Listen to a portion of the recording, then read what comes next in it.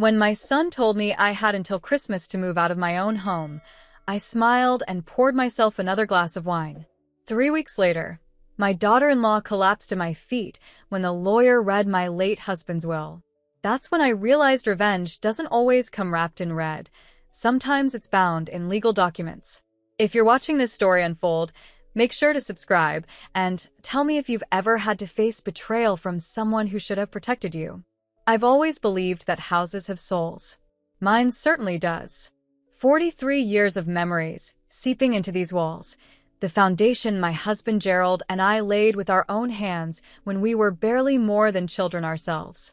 This house watched us grow old together. It witnessed the birth of our only son, Matthew.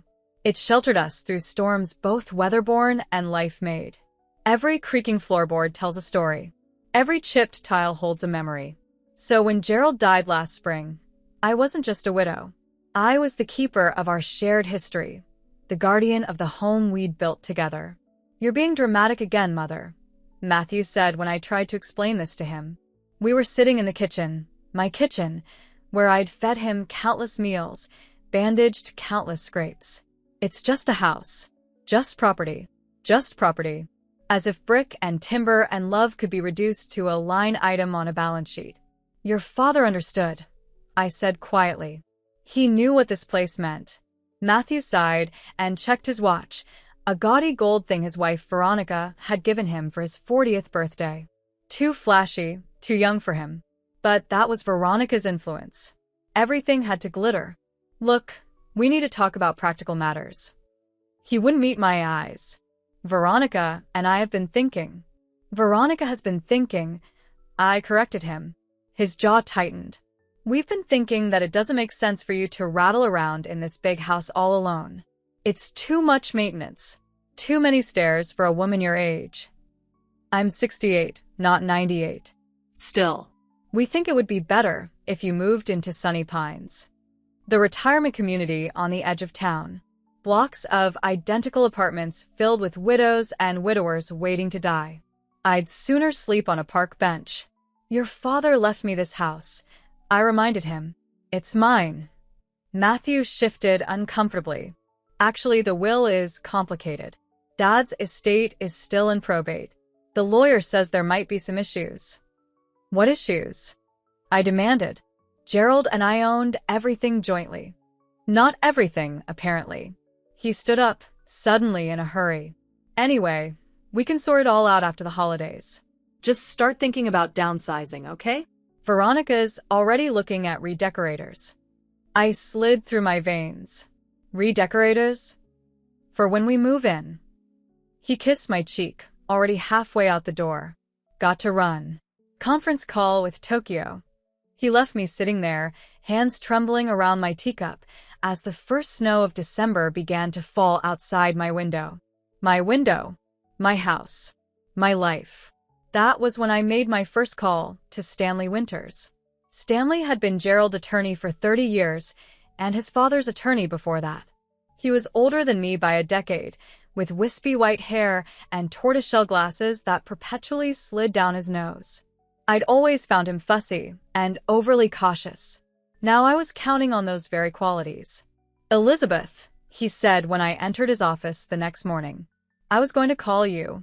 I've been meaning to set up a proper meeting about Gerald's estate. Apparently my son beat you to it." I sat down across from him, back straight, hands folded in my lap just as my mother had taught me. Ladies don't slouch, even when they're being robbed. "He seems to think there are complications with the will. That my home might not be mine after all." Stanley's bushy eyebrows drew together. "Did he specify what complications?" "No. But his wife is already hiring decorators to remake my living room." I couldn't keep the bitterness from my voice. "I need to know exactly what Gerald left behind, Stanley. The truth." He removed his glasses, polishing them slowly with a handkerchief. "The truth is somewhat delicate." My heart sank. "So Matthew is right? Gerald didn't leave me the house."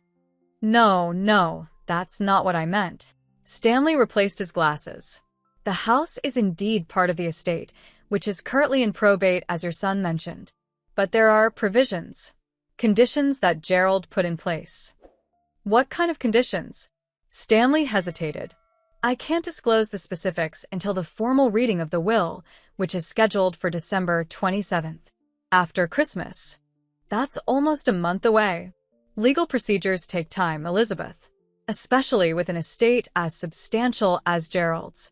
I leaned forward. Stanley, I've known you for 30 years. You dandled my son on your knee when he was a baby. If there's something I should know, something I should prepare for, I can't break attorney-client privilege.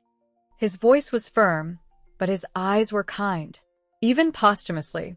But I can tell you this, Gerald was a meticulous man who cared deeply about your well-being. And he wasn't blind to certain dynamics within the family. I felt a flicker of hope. Certain dynamics. Stanley nodded almost imperceptibly. I suggest you continue living your life as normal. Make no major decisions. Sign nothing. And he paused, choosing his words carefully. It might be wise to observe your family closely this Christmas. People reveal themselves at the holidays. I left his office with more questions than answers, but one thing was clear. Gerald had seen something coming that I hadn't, and he'd made preparations. Christmas has always been my season, the one time of year when I truly shine. Gerald used to joke that I was part elf, the way I transformed our home into a winter wonderland each December. Every room with its own theme, every mantel draped in greenery, every window framing a carefully crafted vignette. I baked 12 different kinds of cookies. I handwrote 100 Christmas cards. I hosted the neighborhood caroling party and the church gift exchange. This year, with Gerald gone, I almost didn't have the heart for it. But something in Stanley's words kindled a spark of defiance in me. Make no major decisions. Continue as normal. So I dragged the decorations down from the attic, untangled the lights, and set to work. I was on a ladder hanging mistletoe in the foyer when the front door burst open, sending in a gust of cold air and my daughter-in-law. Elizabeth, what on earth are you doing up there? Veronica didn't wait for an answer, dropping her shopping bags and rushing to steady the ladder. You could break a hip. I looked down at her perfectly coiffed blonde head. At 43, Veronica was 15 years younger than my son, his second wife, married for just 6 years. She'd been a client at his investment firm, recently divorced, with a substantial settlement she needed managed. 6 months later, she was managing my son. I've been hanging Christmas decorations on this ladder since before you were born, I said mildly, descending. But thank you for your concern. Veronica's smile didn't reach her eyes. Of course. We just worry about you, all alone in this big house. She glanced around the foyer, her gaze calculating. Though I see you're still going all out for the holidays. Christmas was Gerald's favorite. I tucked the remaining mistletoe into my apron pocket. I wouldn't dream of scaling back. Of course not. She began gathering her shopping bags. Neiman Marcus, Saks, Gucci. Actually, I was hoping to talk to you about Christmas dinner. I thought it might be nice to host at our place this year. Give you a break from all the cooking and cleaning. Our place. The penthouse apartment downtown that Matthew had bought her as a wedding gift. All glass and chrome and white carpets that had to be professionally cleaned twice a month. I'd been there exactly 3 times, and each visit left me feeling like I might accidentally break something worth more than my car. That's thoughtful, I said, but I've already invited everyone here. It's tradition. Traditions can change. Veronica's voice hardened slightly, especially after a loss. Sometimes a fresh start is exactly what a family needs. Perhaps next year. She studied me for a moment, head tilted. You know, Elizabeth, change doesn't have to be scary. I think you might be happier in a smaller place. Less upkeep. More security. You could travel, enjoy your golden years. I'm enjoying them right here. For now. She smiled again, that empty smile that never warmed her eyes. Anyway, I just stopped by to drop off those catalogs I mentioned. 4 Sunny Pines. They're having a special right now. If you sign a lease before the new year, they waive the entry fee. She pulled a glossy brochure from one of her bags and placed it on the hall table. On the cover, 2 silver-haired models played checkers, their smiles as plastic as Veronica's own. "I'll take a look," I lied. "Wonderful. Now I've got to run. Facial at 2, then drinks with the charity board." She air-kissed near my cheek. "Don't work too hard on all this festivity." After she left, I picked up the brochure and walked to the kitchen, where I dropped it directly into the trash. Then I called my sister. Margaret arrived the next day with a suitcase and a bottle of bourbon. "You said it was an emergency," she announced, sweeping into the house in a cloud of Chanel No. 5. "I was expecting to find you in traction, not hanging garland." I hugged her fiercely. My younger sister by 4 years, Margaret had always been the beauty of the family, the risk-taker. While I had settled in our hometown with Gerald, she'd moved to New York, married 3 times, and built a successful interior design business. We were as different as 2 sisters could be, but when it mattered, she was always there. "The emergency isn't physical," I said, taking her coat. "It's familial." Over whiskey in the conservatory, the room Gerald had added as my 50th birthday gift, where I grew orchids and read novels in the winter light, I told her everything. Matthew's sudden insistence that I move out. Veronica's thinly veiled eagerness to redecorate my home. Stanley's cryptic warnings. Margaret listened without interrupting, swirling the amber liquid in her glass. When I finished, she let out a low whistle. "That little gold digger is making a play for your house," she said bluntly. "And my darling nephew is letting her." "We don't know that," I protested weakly. "Maybe they really are concerned about me living alone." Margaret gave me a look that could have wilted my orchids. "Please. Veronica has had her eye on this place since the first time she walked through the door." I saw her mentally measuring the dining room for her tacky designer furniture. She did ask a lot of questions about the original woodwork, I admitted, because she was calculating how much she could get for stripping it out and selling it to some architectural salvage place.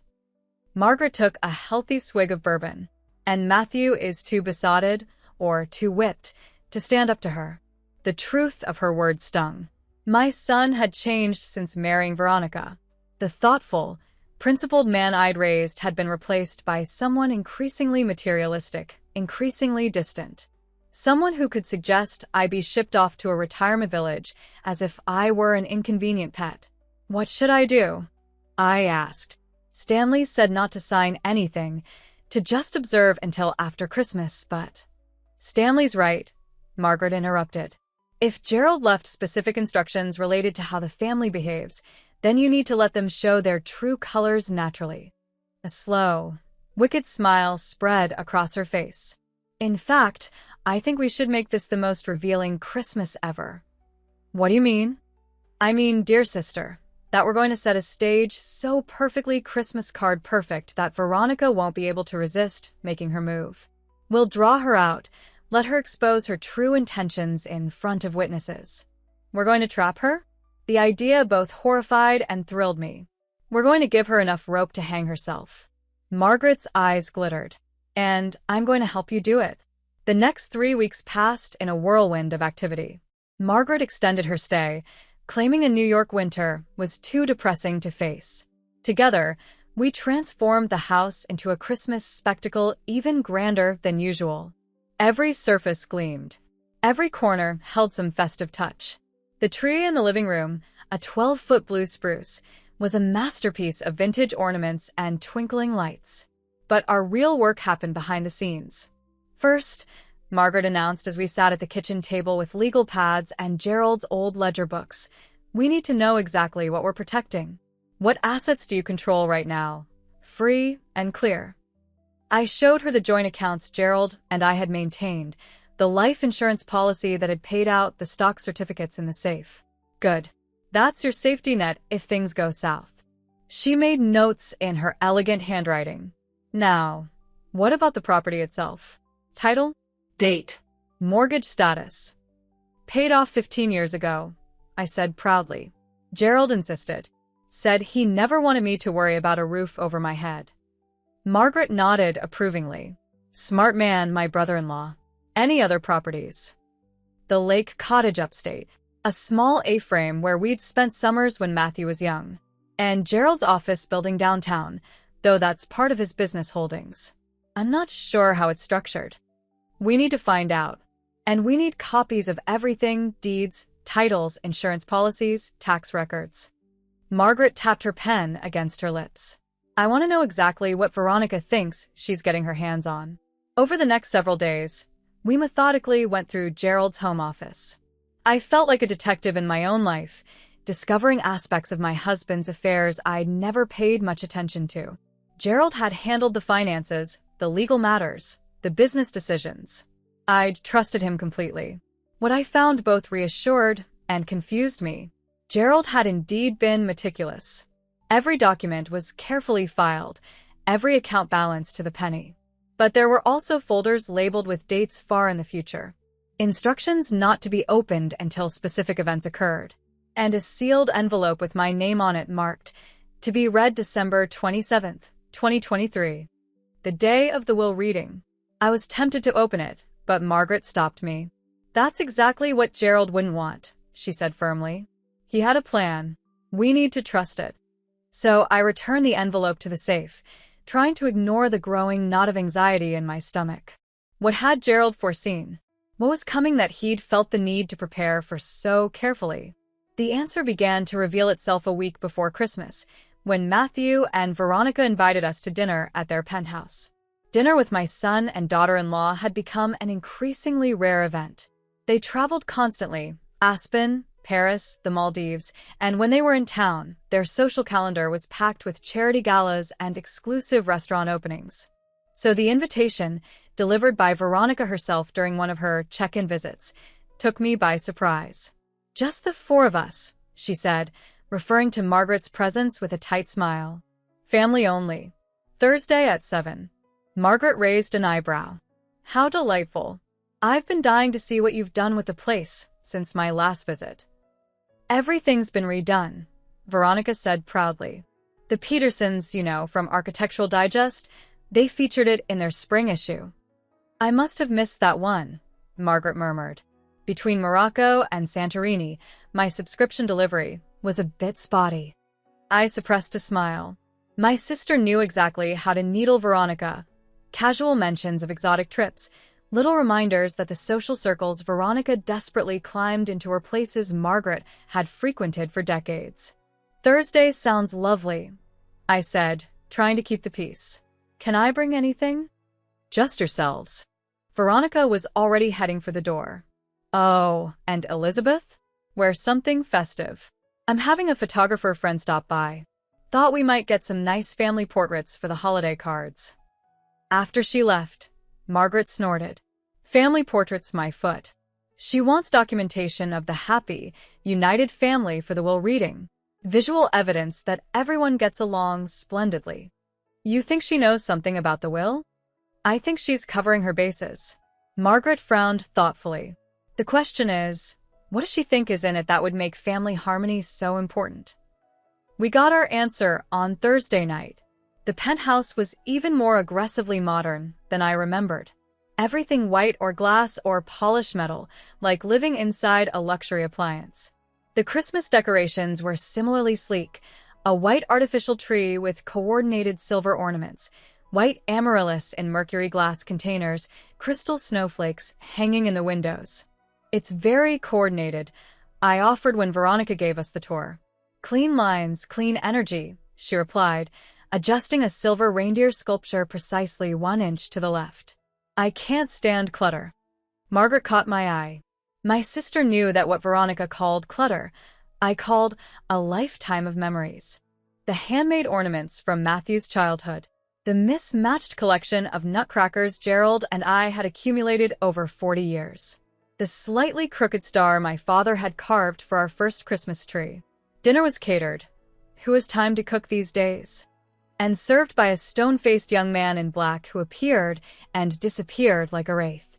The conversation was as carefully orchestrated as the decor, with Veronica directing topics like a conductor, her latest charity project, photos of her with underprivileged children, professionally shot, Matthew's recent promotion, which seemed to involve mainly a larger office and company car, their planned spring trip to Japan, already booked despite being 4 months away. It wasn't until dessert, Individually portioned creme brulee and dishes I suspected cost more than my monthly grocery budget, that the real purpose of the evening emerged. "So, Elizabeth," Veronica began, setting down her spoon without taking a bite. "We wanted to talk to you about Christmas." Matthew shifted uncomfortably beside her. "And about the future, generally." "The future?" I echoed. "We've been thinking," Veronica continued, reaching for Matthew's hand in a gesture that looked rehearsed, "about family legacies, about traditions. We want to honor Dad's memory," Matthew added. "Carry on what he built." I felt Margaret tense beside me. "That's a lovely sentiment," I said carefully. "It is, isn't it?" Veronica's smile was bright, practiced. "Which is why we think it's time for a changing of the guard, so to speak. A passing of the torch to the next generation." "I'm not sure I follow." "What Veronica means," Matthew interjected, "is that we'd like to host Christmas this year. At the house." "Your house," he added hastily. "We thought it might be easier for you. Less stress." "We'd handle everything," Veronica assured me.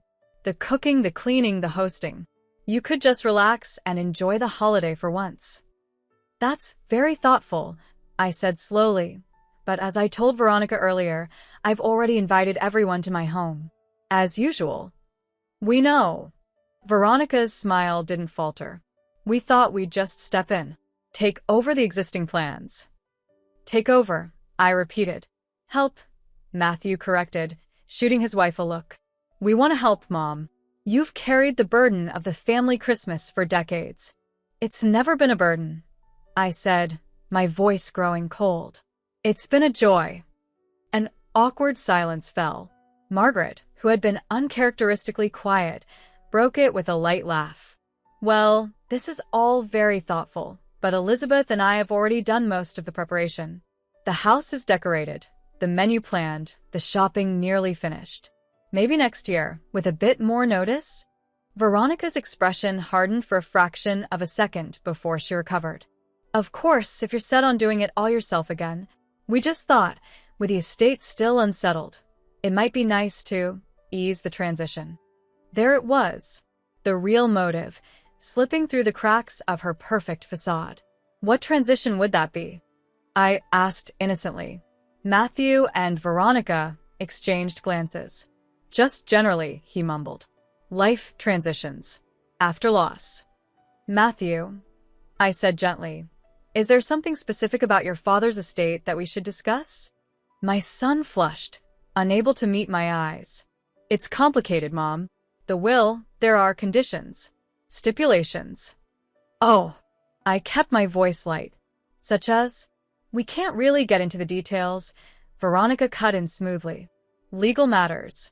But suffice it to say, Gerald wanted the family home to remain in the family." "I am family," I pointed out. "Of course you are." Her tone was placating, as if speaking to a child. But looking forward, planning for the future. Gerald apparently had specific ideas about the preservation of the family heritage. Margaret set down her wine glass with a sharp clink. "Are you suggesting Gerald left the house to someone other than his wife of 43 years? "Not exactly," Matthew said quickly. "It's more about eventual succession. Planned transition." "While I'm still alive, you mean?" I couldn't keep the edge from my voice. "Elizabeth." Veronica leaned forward, her expression a mask of concern. "We all want what's best for you. And rattling around in that big old house, all alone with the memories, it can't be healthy." "The only thing unhealthy in my life right now," I said, rising from my chair, "is this conversation. Margaret, I think it's time we went home." "Mom, please," Matthew began, but I held up a hand. "We'll discuss this after the holidays, Matthew. For now, Christmas will proceed as it always has. In my home, which, until I'm informed otherwise by proper legal channels, remains my home." Veronica's smile had disappeared completely. "You really should consider the community I mentioned. Sunny Pines. They have such a nice Christmas program. Carolers. Cookie exchanges. It would be much more manageable for someone in your position." My position being legally competent widow of 68, not doddering invalid of 98, I said crisply. Thank you for dinner, Veronica. The caterer did a lovely job. The drive home was silent until we were halfway there. Then Margaret burst into laughter so intense she had to pull over. Oh my God, she gasped, wiping tears from her eyes. Did you see her face? It would be much more manageable for someone in your position. I thought you were going to throw that pretentious creme brulee right in her smug face. Despite myself, I smiled. I was tempted. They know something, Margaret said, growing serious again as she pulled back onto the road. Or they think they do, about the will. But how could they? Stanley said. Stanley isn't the only lawyer in town. Gerald's will is filed with the probate court. There are ways to get information if you know the right people. And Veronica strikes me as someone who makes it her business to know the right people. I stared out at the passing streetlights, each wrapped in greenery for the holidays. She thinks the house is going to Matthew. That's what this is about. She wants me out before the will is even read. More than that, Margaret said grimly. She wants to establish precedent.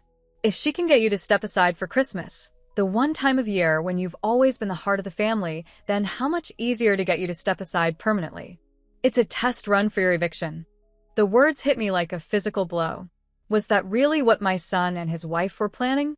To push me out of my own home under the guise of concern?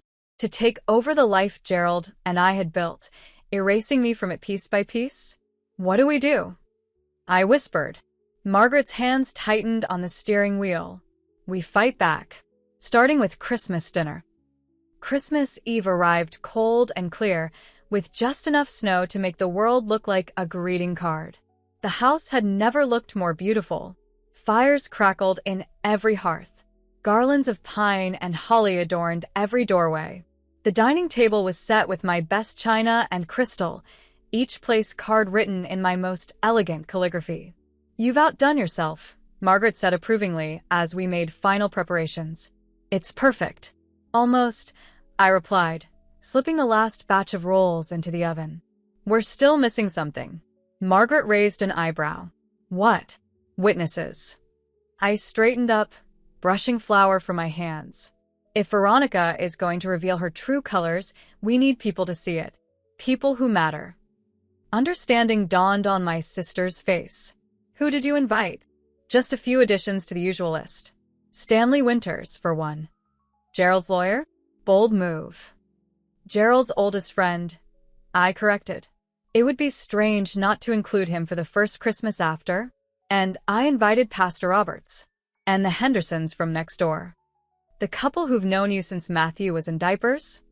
I nodded. Plus Claudia from Gerald's office. She was his assistant for 20 years.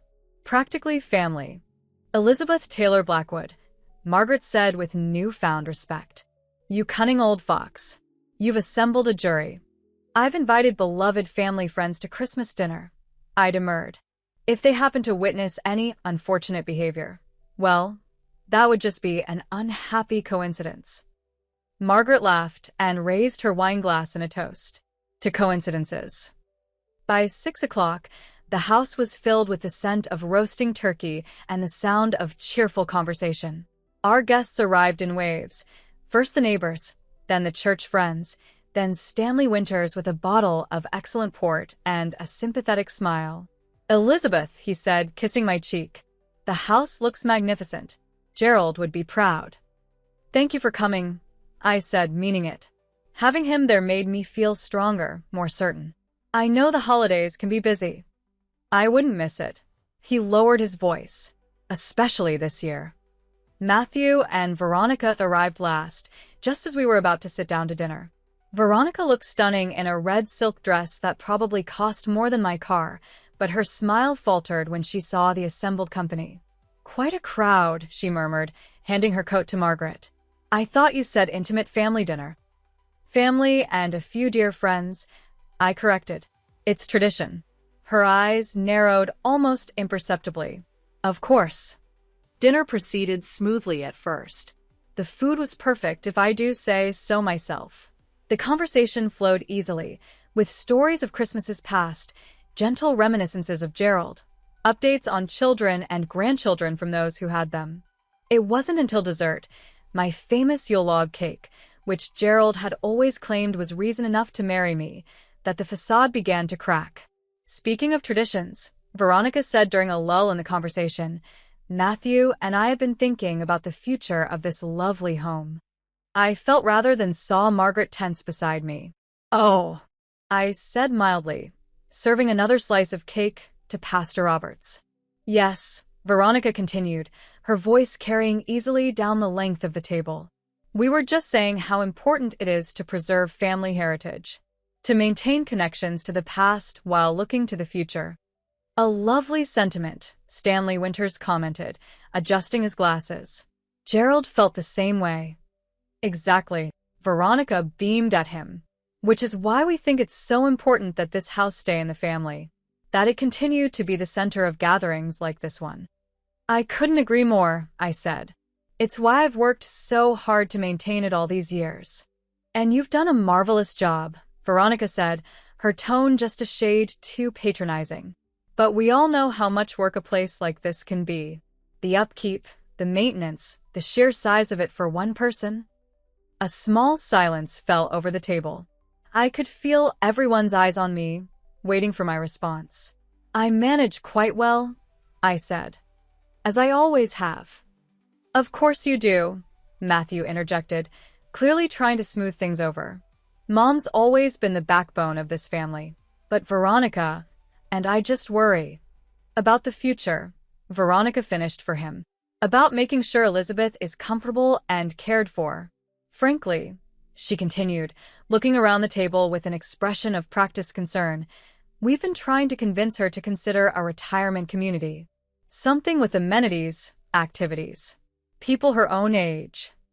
Her own age, Margaret repeated, arching an eyebrow.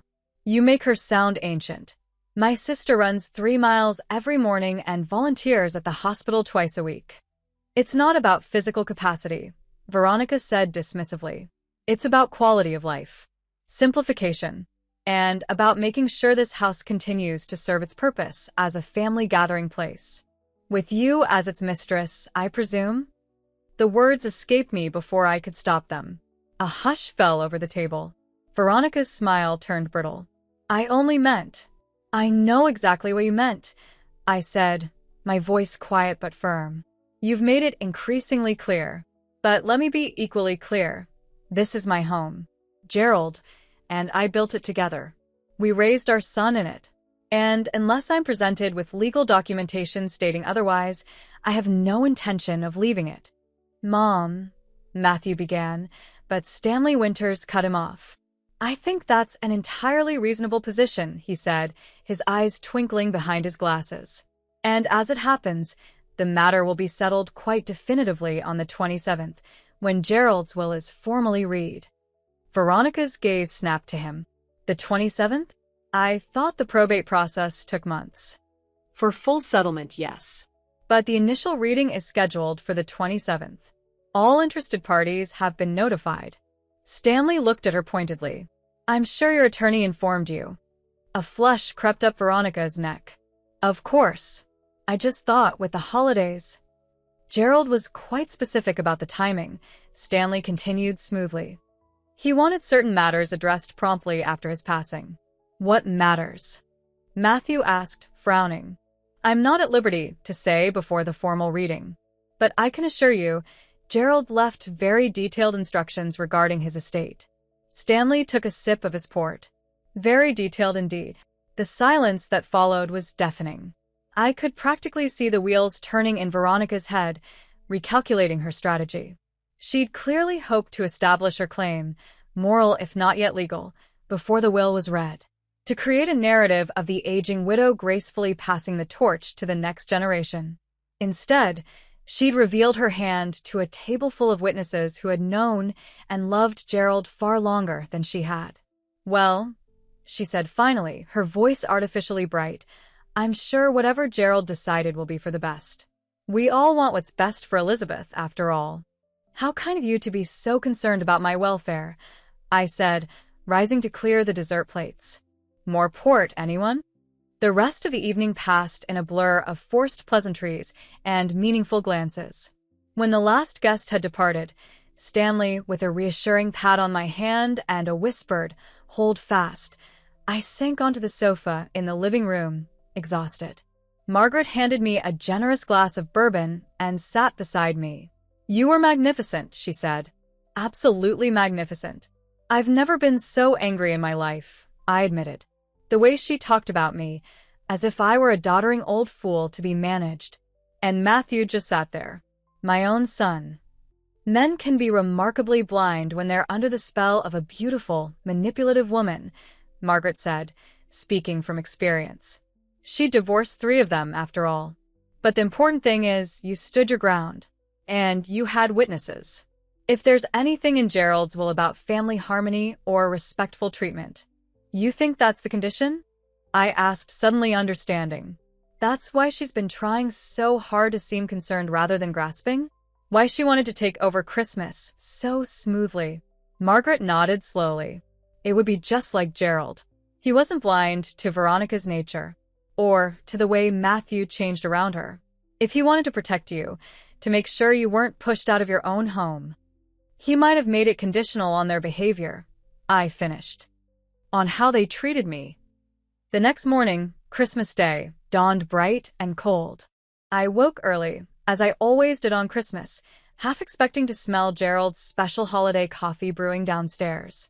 Instead, I caught the faint scent of Margaret's cigarettes drifting up from the garden. My sister claimed to have quit years ago, but stress always drove her back to old habits. I found her on the stone bench beside the dormant rose bushes, smoke curling around her in the crisp morning air. "Don't start," she said when she saw me, stubbing out the cigarette guiltily. "It's Christmas, and I'm allowed one vice." I didn't say a word. I sat beside her, pulling my robe tighter against the chill. "Though your doctor might.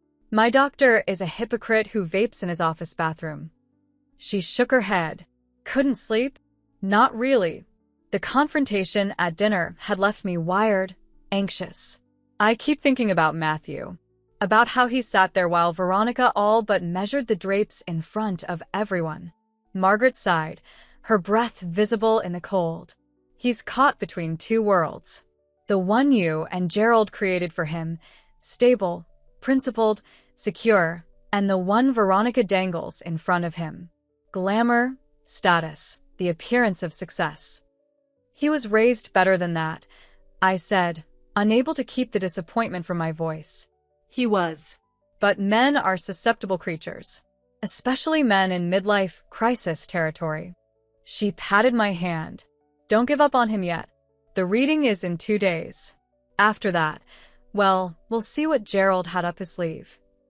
We sat in silence for a moment, watching the sun creep higher over the bare trees. Christmas Day. My first without Gerald. Despite everything, the tension with Matthew, Veronica's machinations, the uncertainty about the future, I felt a strange calm settle over me. Whatever came next, I would face it with the strength Gerald had always seen in me. The strength I sometimes forgot I possessed.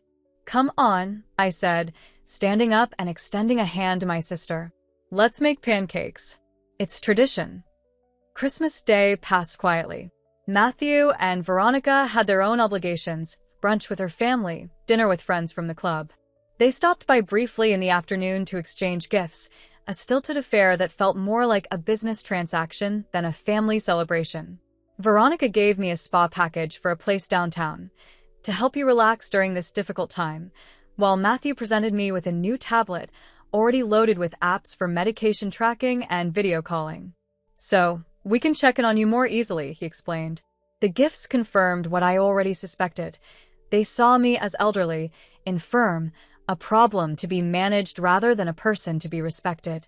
I thanked them politely and gave them the presents I'd selected months ago, when Gerald was still alive and the future seemed certain. A first-edition book for Matthew by the author he'd loved as a boy, a cashmere scarf for Veronica in a blue that brought out her eyes.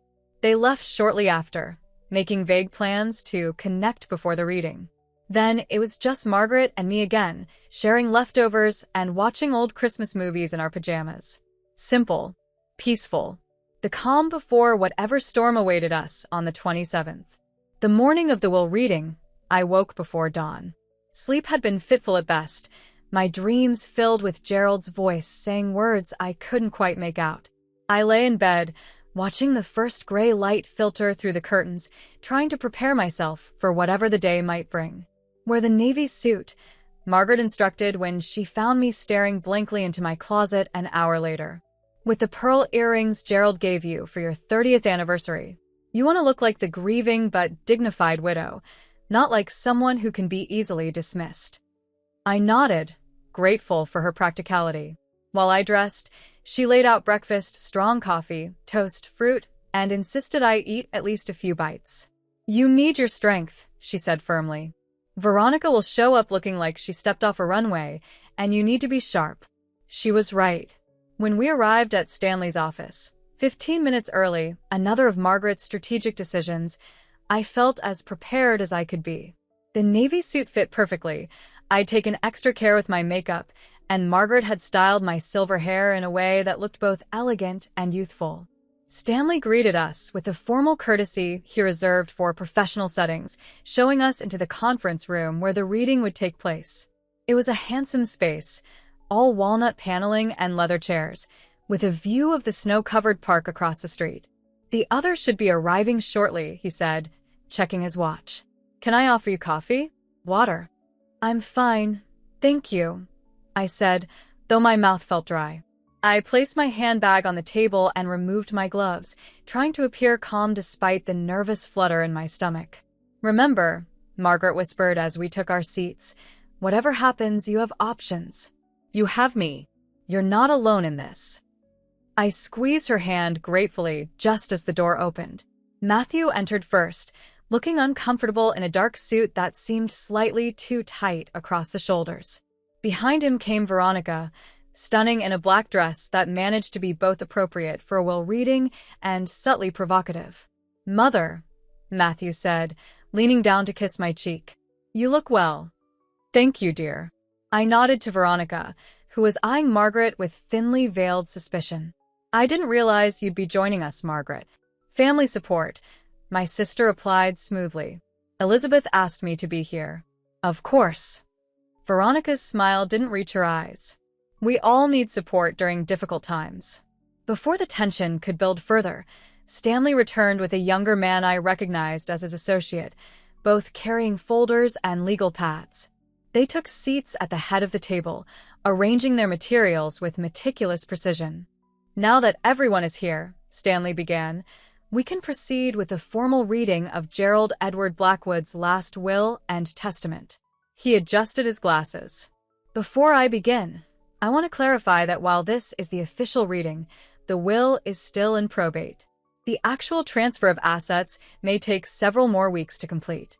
Veronica shifted in her seat, impatience evident in every line of her body. Matthew stared at his hands, avoiding eye contact with anyone.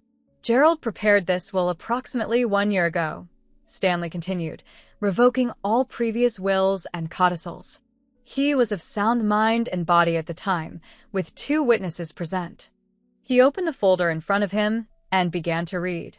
The first portions were standard legal language, declarations of mental competence, appointment of executors, provisions for the payment of debts and taxes. I listened with half an ear, my attention fixed on Stanley's face, searching for clues about what was to come. "Regarding the disposition of my property," Stanley read, his voice taking on a more formal tone, "I make the following bequests." Now everyone sat straighter, all pretense of casual interest abandoned.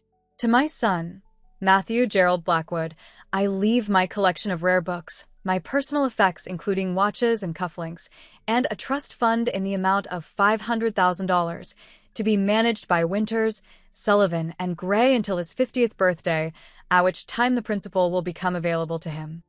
Matthew blinked in surprise. The trust wasn't unexpected. Gerald had always been careful with money, but the restriction on access clearly was.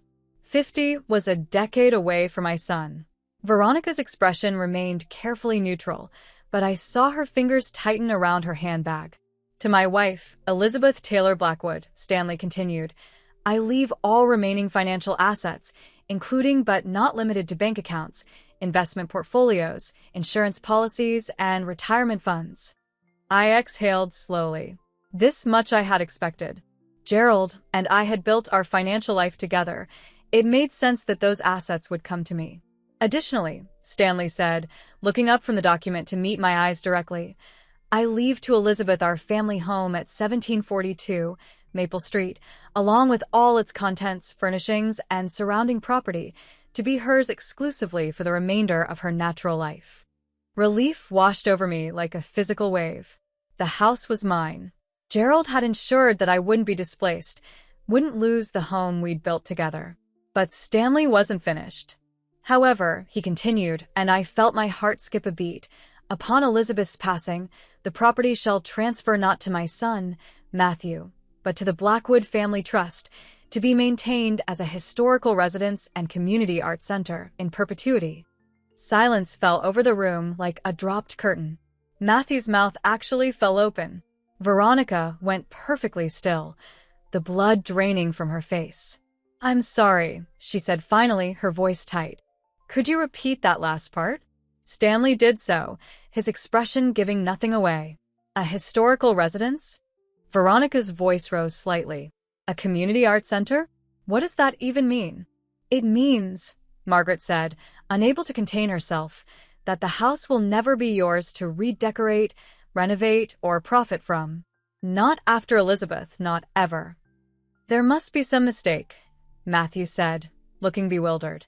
Dad always said the house would stay in the family, that it was my inheritance. It is staying in the family, Stanley pointed out. Just not in the way you might have expected. The Blackwood Family Trust will ensure the house remains a legacy to your parents' contributions to this community.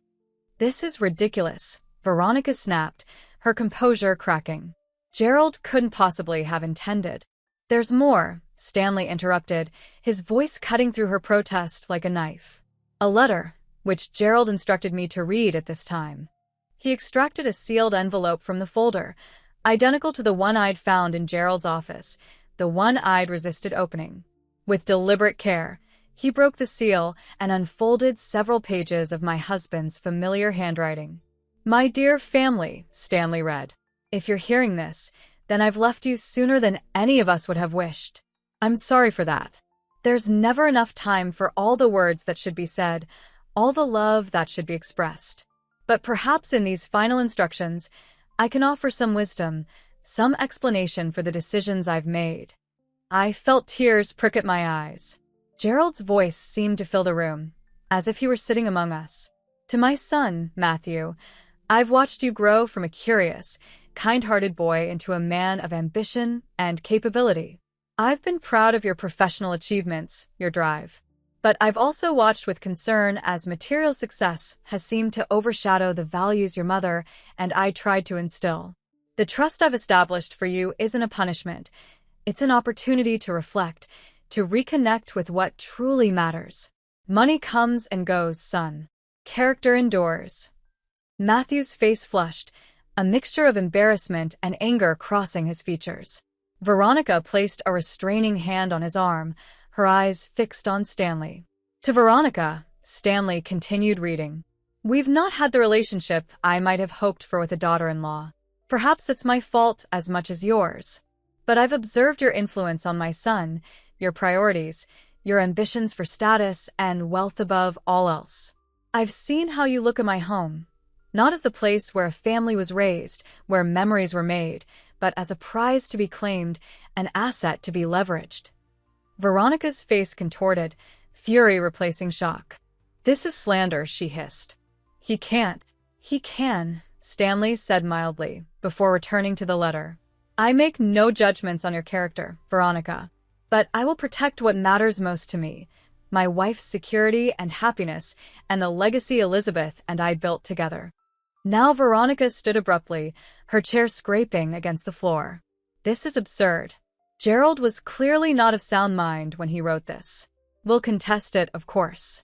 On what grounds? Stanley asked, his tone still professionally neutral. As I stated at the beginning, Gerald was of sound mind and body when he prepared this will. It was properly witnessed and executed. There are no legal grounds for contesting it. We'll find grounds, she spat.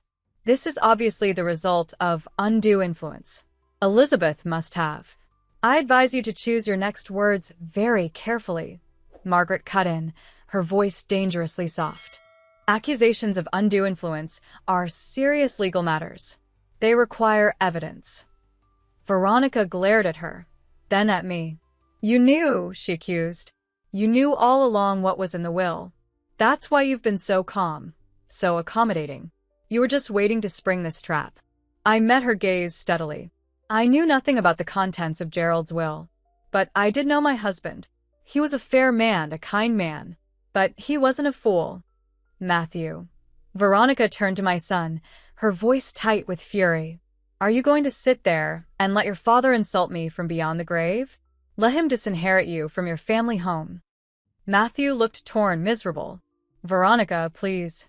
This isn't the time or place. When is the time? She demanded. After she's lived another 20 years in that house? After all the potential value has been locked away in some ridiculous trust?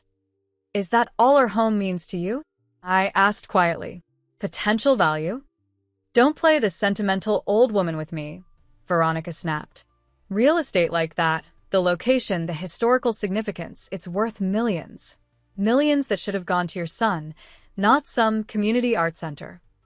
And there it was, the naked truth, finally exposed. Not concern for my welfare, not respect for family tradition, just greed, pure and simple.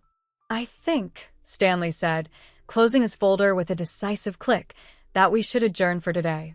Emotions are running high, understandably so. The formal paperwork will be available for your review next week. This isn't over, Veronica declared, gathering her things. We'll speak to our own attorneys. Gerald can't just give away Matthew's birthright. The house was never Matthew's birthright, I said, finding my voice at last. It was Gerald's and mine. We built it together. We decided its fate together. Come on, Veronica, Matthew said, taking her arm. Let's go. She shook him off, turning to face me one last time. Enjoy your victory, she hissed. It won't last. Then she stormed out, heels clicking sharply against the hardwood floor. Matthew hesitated, looking at me with a mixture of confusion and hurt. Mom, I didn't know. I never meant. We'll talk later, I said gently. When things are calmer. He nodded, defeated, and followed his wife out the door. The silence that followed their departure felt like the aftermath of a storm. I sat motionless, trying to process everything that had happened. The house was mine, securely mine for the rest of my life. But after that, it would become something new, a community resource, a public legacy.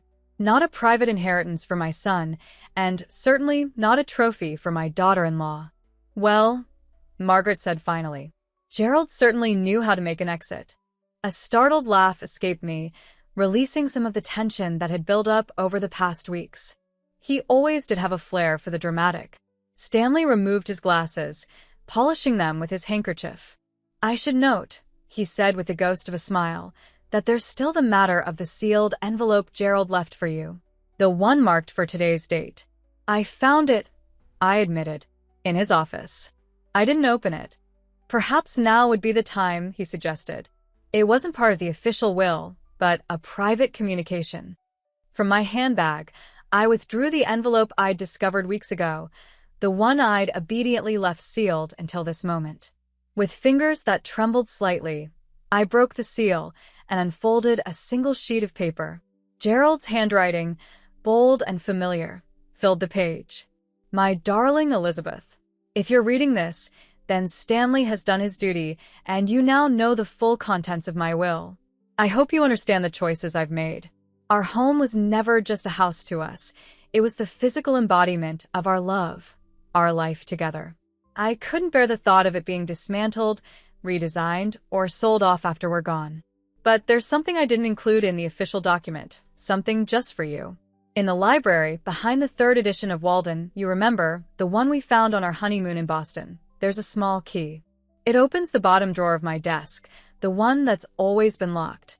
Inside, you'll find my private journals and a separate financial account I've maintained for years. It's your escape hatch, my love, if you should ever need it. Enough to build a new life, wherever you choose. You've always been stronger than you know, braver than you believe. I've watched you bend but never break, through every storm life has sent our way. This may be the biggest one yet, but I have faith in you. Whatever happens next, remember that our love built something lasting, something that will outlive both of us. All my love, now and always. Gerald.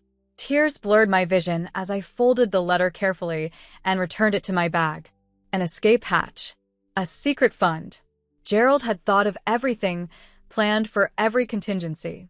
Even the possibility that I might want to leave the home we'd shared, start fresh somewhere without the weight of memories. Elizabeth. Margaret's voice was gentle, concerned. Are you all right? I nodded, unable to speak for a moment. Then, drawing a deep breath, I turned to Stanley. Thank you, I said simply, for everything, for carrying out Gerald's wishes so faithfully. It was my honor, he replied. Gerald was more than a client. He was my friend. I think, I said, rising from my chair, that I'd like to go home now. The house felt different when we returned, quieter, more solidly mine, as if some invisible question mark that had been hanging over it had finally been erased. I moved through the room slowly, touching familiar objects, seeing them with new eyes. What are you going to do now? Margaret asked, watching me from the doorway of the library. First, I said, running my fingers along the spines of Gerald's beloved books until I found the worn green cover of Walden. I'm going to find that key. It was exactly where Gerald said it would be, a small brass key taped to the inside back cover of the book. The locked drawer in his desk yielded its secrets easily, a stack of leather-bound journals spanning decades, and a folder containing financial documents for an offshore account I'd known nothing about. The balance made my eyes widen. He always was a planner, Margaret observed, peering over my shoulder. But what about Matthew? And Veronica? I sighed, closing the drawer. Matthew is still my son. I haven't given up on him. But he needs to make some choices about the direction of his life, about who he wants to be. And the house. I looked around the library, at the bookshelves Gerald had built by hand, the window seat where I'd read stories to Matthew when he was small, the worn leather chair where Gerald had spent countless evenings with a book and a glass of scotch. The house will be exactly what Gerald wanted it to be, my home for as long as I need it, and eventually something that brings joy to others. I smiled, feeling a weight lift from my shoulders. But first, I think I need a cup of tea. And then I may need to change the locks. Margaret laughed, linking her arm through mine as we headed toward the kitchen. That's my sister. Practical to the core. I'd survived the worst Veronica could throw at me. I discovered strengths I hadn't known I possessed. And though I missed Gerald with an ache that would never fully heal, I felt his presence around me, in the house he'd built, the plans he'd made, the love that still surrounded me. Whatever came next, I would face it on my own terms. In my own home. The days after the will reading passed in a strange, suspended state. Margaret extended her stay, canceling her return to New York indefinitely. What's the point of being semi-retired if you can't drop everything for a family crisis? She reasoned. I was grateful for her company, her strength, her way of turning even the darkest moments into something we could laugh about later. Matthew called once, awkwardly, to ask if we could meet for coffee. Alone, he emphasized. Just us. We arranged to meet at a small cafe downtown, neutral territory. He was waiting when I arrived, looking tired and strained in a way that made my heart ache despite everything. Mom, he said, standing to pull out my chair. Thanks for coming. Of course. I studied his face, the face I'd known from his first moments on Earth, now lined with stress and what looked uncomfortably like guilt. How are you, Matthew? He gave a hollow laugh. How am I? That's complicated. He fiddled with his coffee cup. Veronica's meeting with lawyers. 3 different ones, actually. She's determined to contest the will. On what grounds? I asked, though Stanley had already assured me the will was ironclad. Undue influence. Diminished capacity. Whatever they think might stick. He looked up, meeting my eyes directly for the first time. She's not taking it well. I gathered that. Mom, I need you to know, I didn't know what she was planning. About the house, about moving you out. Not at first. He swallowed hard. I mean, we talked about eventually someday, but not like this. Not forcing you out.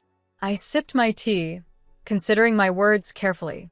When did you realize then? After that dinner at our place. When she started talking about taking over Christmas, about the transition. It was so calculated. He ran a hand through his hair. We had a huge fight after you left. She said I needed to decide where my loyalties were, with my mother or my wife. And I told her that was a false choice. That I could be loyal to both of you. He laughed bitterly. She didn't take that well either. Matthew, I said gently, I've never wanted to come between you and Veronica. I've tried to be welcoming, to accept her into our family. I know. And she saw the house as a symbol of something. Success, maybe. A rival. He shook his head. She came from nothing, you know. Worked her way up from a trailer park in Nevada to the executive suite. The trust fund, the socialite background, it's all carefully constructed. She wanted the house because it represented old money, establishment, the things she never had. I hadn't known that about Veronica. It didn't excuse her behavior, but it did help me understand it a little better. The house wasn't just a valuable property to her, it was validation, proof that she'd truly arrived. That doesn't justify trying to push me out of my own home, I said. No. It doesn't. Matthew looked miserable. I should have stood up to her sooner. I should have protected you. You should have, I agreed. But it's not too late to start making better choices. What do you mean? I mean that you're at a crossroads, Matthew. Your father saw it coming. That's why he structured his will the way he did. He wasn't punishing you. He was trying to make you stop and think about what really matters. I reached across the table to take his hand. It's not about the house. It's about who you want to be, what kind of man you choose to become. He stared at our joined hands. I don't know if I can fix this. Veronica's so angry. She feels humiliated. She humiliated herself, I pointed out. No one forced her to show her true colors at Christmas dinner. True. A ghost of a smile crossed his face. That was something to see. We sat in silence for a moment, the weight of family history and uncertain futures hanging between us. What happens now? He asked finally. That depends on you. On Veronica. On the choices you make. I squeezed his hand once more before releasing it. But know this. You will always be my son. This rift can be healed if you want it to be. He nodded slowly. Ida. I just don't know how yet. Start by figuring out what you truly want, Matthew. Not what Veronica wants. Not what you think your father wanted. What you want. As we parted outside the cafe, he hugged me tightly like he used to when he was a boy. I'm sorry, Mom, he whispered. For all of it. I know, I said, patting his back. I know. I'd barely returned home when the doorbell rang. Opening it, I found Veronica on my doorstep, immaculately dressed as always, but with a brittle energy radiating from her like heat. Elizabeth, she said coolly, may I come in? Beside me, I felt rather than saw Margaret tense, ready for battle. But something in Veronica's expression made me pause. Beneath the anger, there was something else. Desperation, perhaps. Or fear. Of course, I said, stepping aside. Would you like some tea?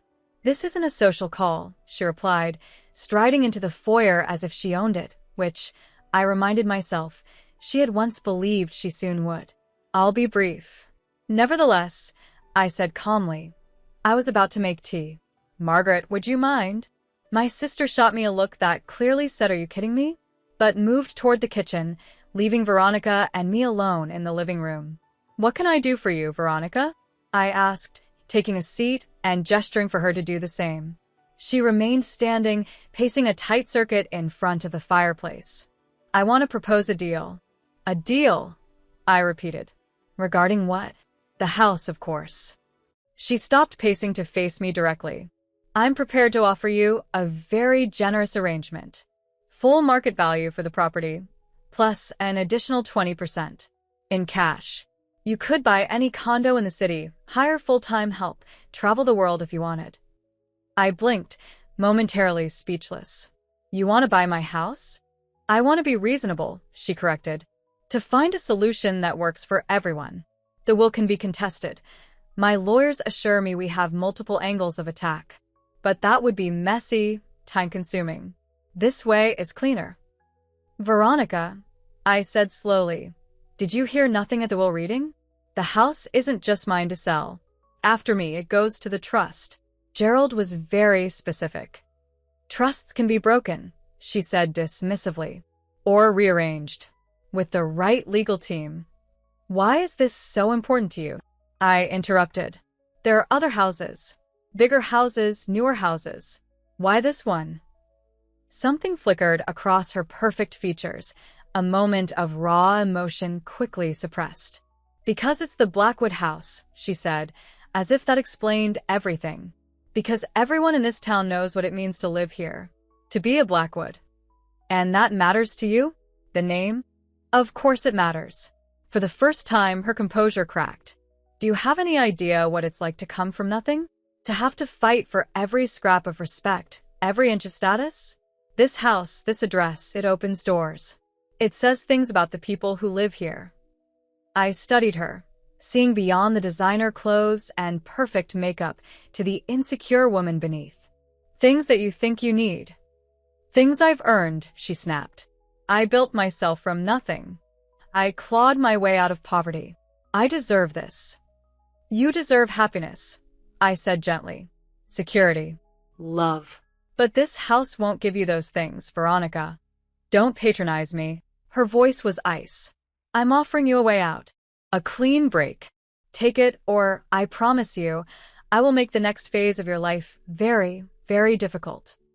Before I could respond, Margaret returned with a tea tray, her expression suspiciously innocent. Tea's ready, she announced, setting it down with a clatter. Did I miss anything important? Veronica was just leaving, I said, rising from my seat. After making a very generous offer to buy our family home. An offer I'm declining. Veronica's face hardened. You're making a mistake. No, I said firmly. I'm honoring my husband's wishes. And my own. This isn't over, she warned, moving toward the door. Not by a long shot. Actually, I called after her. I think it is. But you're welcome to join us for New Year's Eve dinner. As family. The door slammed so hard that the Christmas wreath fell to the floor in a shower of pine needles. Margaret raised an eyebrow. That went well. I sank back into my chair, suddenly exhausted. She's going to make trouble.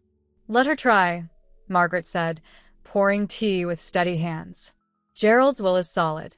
Stanley will defend it to the death. And you, my dear sister, are stronger than she knows. I hope she was right. Because something told me Veronica was just getting started. Margaret was right about Veronica making trouble. What we didn't anticipate was how quickly that trouble would arrive, or what form it would take. The morning after her visit, I woke to the sound of Margaret's voice, uncharacteristically sharp, coming from downstairs. Following it to the kitchen, I found her on the phone, her face flushed with anger. Absolutely not, she was saying. That's completely unacceptable. No, you listen to me. What's happening? I asked as she hung up with a forceful jab at the screen. That, Margaret said, breathing heavily, was the president of the Heritage Hills Neighborhood Association. Apparently, they've received an anonymous complaint about this property. A complaint? About what? Code violations. Safety hazards. Neglect of a historical structure. She threw up her hands. They're sending an inspector this afternoon. I sank into a kitchen chair, stunned. That's ridiculous. This house is immaculate. Gerald was fanatical about maintenance. Of course it is. But the complaint forces them to investigate. Margaret poured us both coffee, her hands shaking slightly with anger. 3 guesses who filed it, and the first 2 don't count. Veronica, I said, the name bitter on my tongue. She didn't waste any time. She's trying to build a case that you're unable to properly maintain the property, that it's deteriorating under your care. Margaret's eyes narrowed. It's step one in challenging the will. Prove that Gerald's faith in you was misplaced. Cold fear settled in my stomach. Could that work? Not if we don't let it. Margaret squared her shoulders. First things first, we need to be ready for that inspector. Every light bulb working, every floorboard solid, every smoke detector with fresh batteries. We spent the morning in a frenzy of minor repairs and cleanup. Not that the house needed much. As I'd said, Gerald had been meticulous about maintenance, but we wanted it to be flawless. By the time the inspector arrived, a pinched-faced man with a clipboard and a suspicious eye, we had the house gleaming. He seemed almost disappointed as he moved from room to room, finding nothing to cite. The electrical system had been updated 5 years ago. The plumbing was modern and efficient. The roof had been replaced just before Gerald fell ill. Even the ornate Victorian woodwork was in pristine condition, lovingly maintained over decades. Well, he said finally, making a last notation on his form, everything appears to be in order. The complaint mentioned possible structural issues in the basement. By all means, let's check the basement, Margaret said sweetly. My brother-in-law had the foundation reinforced last spring. I believe the warranty paperwork is in his office, if you'd like to see it. The inspector declined, completing his inspection with a grudging clean bill of health for the property. As he left, I felt a momentary triumph. Round one to us. But Veronica was just getting started. The next morning, a certified letter arrived from a law firm I didn't recognize. Inside was a formal notice that Matthew and Veronica Blackwood were contesting Gerald's will on grounds of undue influence and diminished capacity. The document was full of legal jargon, but the accusation was clear. I had manipulated my ailing husband into changing his will to disinherit his son. This is outrageous, Margaret sputtered when I showed her. Gerald was sharp as a tack until the very end. Everyone knows that. Apparently not everyone, I said, my voice steadier than I felt. I need to call Stanley. Stanley was reassuring when I reached him. This is a nuisance filing, he said firmly. Gerald's mental competence is well documented. He underwent a full cognitive assessment before finalizing the will, specifically to prevent this kind of challenge. He did. This was news to me. He anticipated difficulties, Stanley said delicately. Gerald was nothing if not thorough. But Elizabeth, you should be prepared. This kind of legal battle can get ugly. Personal. What do you mean? They'll look for any evidence that you exerted control over Gerald's decisions. Isolated him from his son. Changed his mind about long-standing plans. Stanley sighed. They'll interview friends, neighbors, caregivers. Anyone who might have observed your relationship in his final years. A chill ran through me. Not because there was any truth to the accusations, but because I suddenly understood the scope of what Veronica was willing to do. She wouldn't just try to take my home. She'd try to destroy my reputation, my memories, my very relationship with my late husband. Let them try, I said, my resolve hardening. Everyone who truly knew Gerald and me knows the truth. That's the spirit, Stanley said approvingly. And don't worry, I've handled worse challenges than this. We'll file our response immediately. I hung up feeling marginally better, but the letter had shaken me more than I wanted to admit. The legal terminology, the formal accusations, they made me feel vulnerable in a way I hadn't since Gerald's diagnosis. As if the solid ground beneath me had suddenly shifted. We need reinforcements, Margaret declared after I relayed my conversation with Stanley. Time to activate the network. The network. The Elizabeth Blackwood support system. She was already scrolling through her phone. Starting with Claire Henderson next door. Didn't she mention her son is a reporter for the Tribune? By nightfall, word of Veronica's legal challenge had spread through our social circle. Friends called to express outrage and offer support. My book club members promised to speak on my behalf if interviewed. Even Pastor Robert stopped by with a casserole and a firm declaration that the entire congregation stands with you, Elizabeth. It was touching, overwhelming. I hadn't realized how deeply connected I was to this community, how many lives Gerald and I had touched over our decades here. For every legal maneuver Veronica might make, there would be a dozen people ready to testify to our character, our marriage, our devotion to each other. The next day brought another salvo, a feature in the society pages of the local paper highlighting Veronica's appointment to the board of the Historical Preservation Society. The photo showed her standing on the steps of the city's oldest mansion, looking every inch the cultured philanthropist. The article quoted her extensively about her passion for preserving architectural treasures for future generations and her plans to establish a fund for restoring historic homes. "It's a PR campaign," Margaret snorted, tossing the paper aside, setting herself up as the savior of old houses while trying to take yours. "It's clever," I admitted. "If this goes to court, she'll paint herself as the responsible steward, the one who truly appreciates historical value, as opposed to the doddering widow who can't change a light bulb without help." Margaret's voice dripped sarcasm. Please. "Anyone who's known you for more than 5 minutes knows better." Still, the article stung. The calculated way Veronica was positioning herself, the subtle undermining of my capability, it was all so coldly strategic. I found myself wondering, not for the first time, what my son had seen in her beyond the obvious beauty and ambition.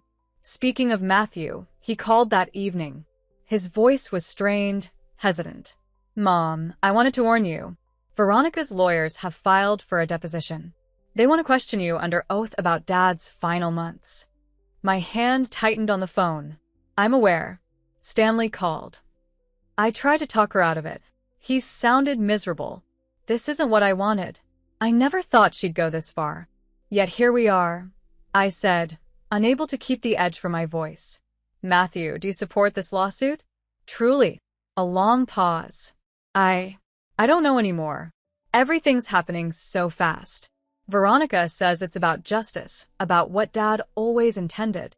And what do you think it's about? Another pause. "I think it's about the house. About what it represents." He sighed heavily. "Mom, she's not going to stop. You have to understand, when Veronica wants something, she gets it. One way or another." "Is that a threat?"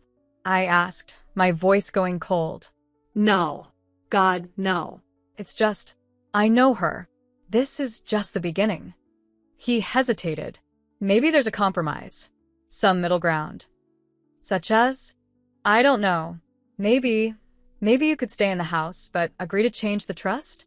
Leave it to us after you're gone, instead of turning it into some community center." I closed my eyes, forcing down my disappointment. Even now, he was trying to broker a deal that would give Veronica what she wanted. "That would require changing your father's explicit wishes," I said carefully. Wishes he documented extensively, as it turns out. "Are you asking me to go against Gerald's final requests?" "I'm just trying to find a peaceful solution," Matthew protested. "Before this gets any uglier." "It's already ugly," I said quietly. "Your wife has accused me of manipulating your father on his deathbed, of controlling him, isolating him, forcing him to disinherit you. How much uglier do you think it can get?" Silence stretched between us. Finally, Matthew spoke, his voice small. "I'm sorry, Mom. I don't know how to fix this." "Yes, you do," I said. "You just don't want to." After we hung up, I sat in the darkened living room for a long time, watching the snow fall outside the window. The house felt different now, not just mine to enjoy, but mine to defend. A trust Gerald had placed in me, one last time. "You'd be proud of me," I whispered to the empty room, imagining Gerald in his favorite chair across from mine. I'm not backing down. The legal process ground forward with excruciating slowness. January turned to February. February to March. Snow melted.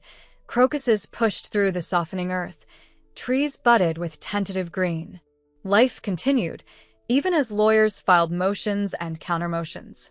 I gave my deposition. 4 grueling hours of questions designed to trip me up, to expose inconsistencies, to paint me as calculating and manipulative. Veronica's attorney, a shark-like woman in a $1,000 suit, tried every angle. "Did you and your husband argue about his will? Did you suggest changes to earlier versions? Did you ever prevent Matthew from visiting his father alone? Did you monitor your husband's phone calls during his illness? Did you ever express dissatisfaction with your son's marriage?" Through it all, I remained calm, truthful, dignified. Yes, Gerald and I had discussed his will, as any married couple might. No, I never prevented Matthew from seeing his father. Yes, I had concerns about Veronica's influence on our son, but I kept them largely to myself. Stanley said I'd done well. They have no case, he assured me afterward. They're fishing for anything they can use, but there's nothing to find. I wished I could feel as confident. The process itself was wearing me down, the constant legal correspondence, the whispers in the community, the strain of maintaining a brave face. Margaret had extended her stay indefinitely, canceling design consultations and delegating projects to her associates. Her presence was my anchor, but I hated how this battle was disrupting her life too. Then came the article. It appeared in the Tribune Sunday magazine, a feature on family feuds over heritage properties. Matthew and Veronica had been interviewed extensively, portrayed as concerned about preserving a family legacy. The piece quoted sources close to the family, claiming that Gerald had been heavily medicated in his final months, potentially influencing his decision-making. There was a photo of Veronica standing on our front steps,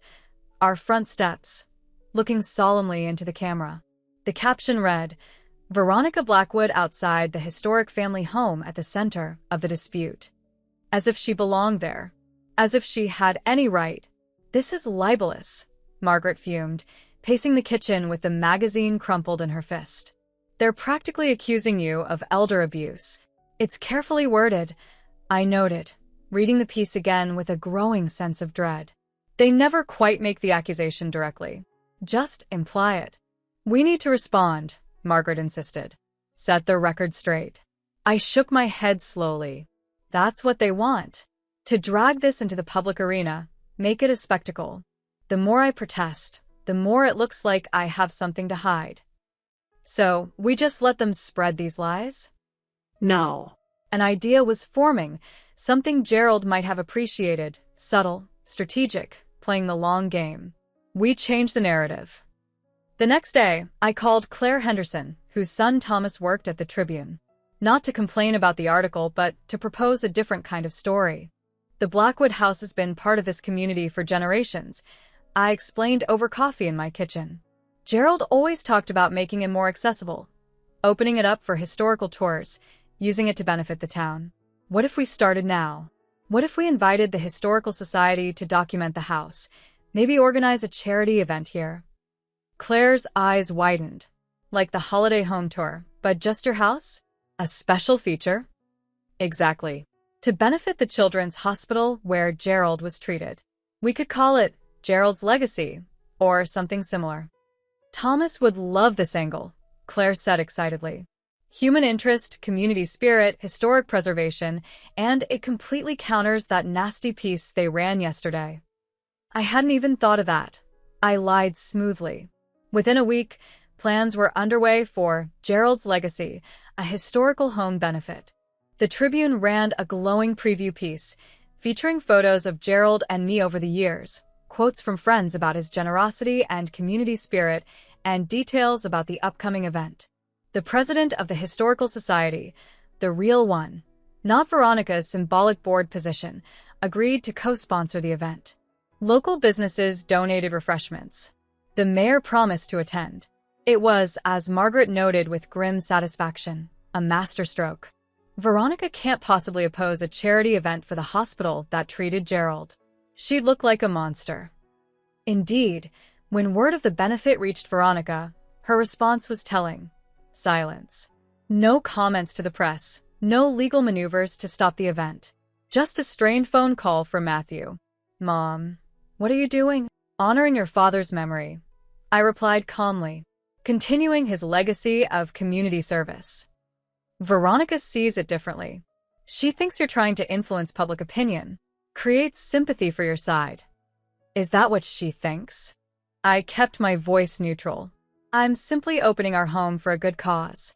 I would have thought she'd approve, given her newfound interest in historical preservation. Matthew sighed heavily. This is only making things worse. Worse than accusing me of manipulating your dying father? Worse than trying to force me out of my home? Worse than dragging our family's private matters into the newspaper? My calm began to crack. Tell me, Matthew, exactly how am I making things worse?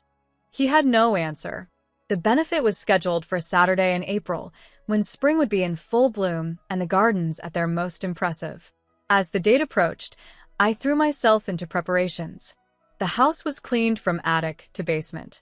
The silver polished, the crystals sparkling. Every surface gleamed, every room arranged to showcase both its historical significance and the personal touches that made it a home. Margaret oversaw the garden revival, hiring landscapers to clear winter debris and plant fresh flowers. "If we're opening the gates to the kingdom," she declared, "we're going to make sure it looks like paradise." The day before the event, I received an unexpected visitor, Stanley Winters, looking troubled. "Elizabeth," he said when I welcomed him into the study, "I need to discuss a development in the case." My heart sank. "What now?" "Veronica's team has submitted a new filing. They've located Gerald's former nurse, Anna, I believe, and she's provided an affidavit." He removed his glasses, polishing them nervously. "It's concerning. Anna had been with us during Gerald's final months, a quiet, efficient woman who'd helped manage his medications and physical therapy. She'd seemed devoted to his care, often staying late or coming in early. I trusted her completely." "What does the affidavit say?" I asked, dreading the answer. "She claims to have overheard arguments between you and Gerald about his will. She alleges that you were insistent about changing the provisions regarding the house, that Gerald was resistant, but eventually gave in." Stanley looked pained. "She also suggests that you increased Gerald's pain medication before meetings with his attorney." The room seemed to tilt sideways. "That's a lie," I whispered. "A complete fabrication. Gerald's medication was administered according to a strict schedule, documented in his medical records." "I know," Stanley said quickly, "and we'll fight it. But Elizabeth, this changes things. Witness testimony, especially from a healthcare provider, carries weight." "She's lying," I repeated, my voice stronger. "But why? We treated her well, paid her generously. Gerald even left her a bequest in his will." Stanley frowned. "Are you certain about that?" "I don't recall a specific bequest to a nurse. It wasn't in the formal will. It was a separate arrangement, a retirement account Gerald set up for her. He told me about it before." My voice trailed off as a terrible suspicion formed. "Stanley, can you find out if Anna has any connection to Veronica? Any contact before or after Gerald's death?" "I'll look into it immediately," he promised. "In the meantime, should we consider postponing tomorrow's event? This new development?" "Absolutely not," I said firmly. "The benefit proceeds as planned. If anything, it's more important now than ever." After Stanley left, I sat in Gerald's chair, trying to process this new betrayal. Anna, who had shared our home during the most vulnerable period of our lives. Anna, who had held Gerald's hand through pain and fear. Anna, who was now willing to lie under oath to help Veronica seize our house. The depth of it staggered me. How far would Veronica go? What other weapons might she deploy? Margaret found me still sitting there an hour later, staring into space. "What happened?" she asked, taking one look at my face. "What's wrong?" I told her about Anna's affidavit, about the vicious lies, about my suspicions. "That scheming little viper," Margaret hissed when I finished. "Bribing a nurse to commit perjury, that's a new low, even for her." "We don't know that for certain," I cautioned. "Stanley's investigating. I'd bet my last design commission on it." Margaret paced the study, her anger radiating like heat. "The question is, what do we do now?" I straightened in my chair, decision crystallizing. "We proceed exactly as planned. Tomorrow's benefit will be perfect, elegant, dignified, a celebration of Gerald's legacy and this home's place in the community. And if Veronica shows up, or sends more spies to gather evidence." A smile, cold, determined, curved my lips. "Then we give them something to see. The grieving but resolute widow, supported by her community, carrying on her husband's wishes with grace and strength." Margaret studied me with new respect. "You know, Liz, I've always thought of you as the sweet one, the gentle one. But underneath all that proper lady exterior, You're absolutely steel. I learned from the best, I said, thinking of Gerald. How he'd anticipated this battle. How he'd prepared me to fight it. Let's make sure tomorrow is unforgettable. The day of the benefit dawned clear and perfect, as if Gerald himself had ordered the weather. Sunlight streamed through windows newly washed until they sparkled. Fresh flowers filled every room, Gerald's favorites, lilies and blue hydrangeas. Photos of our life together were tastefully displayed.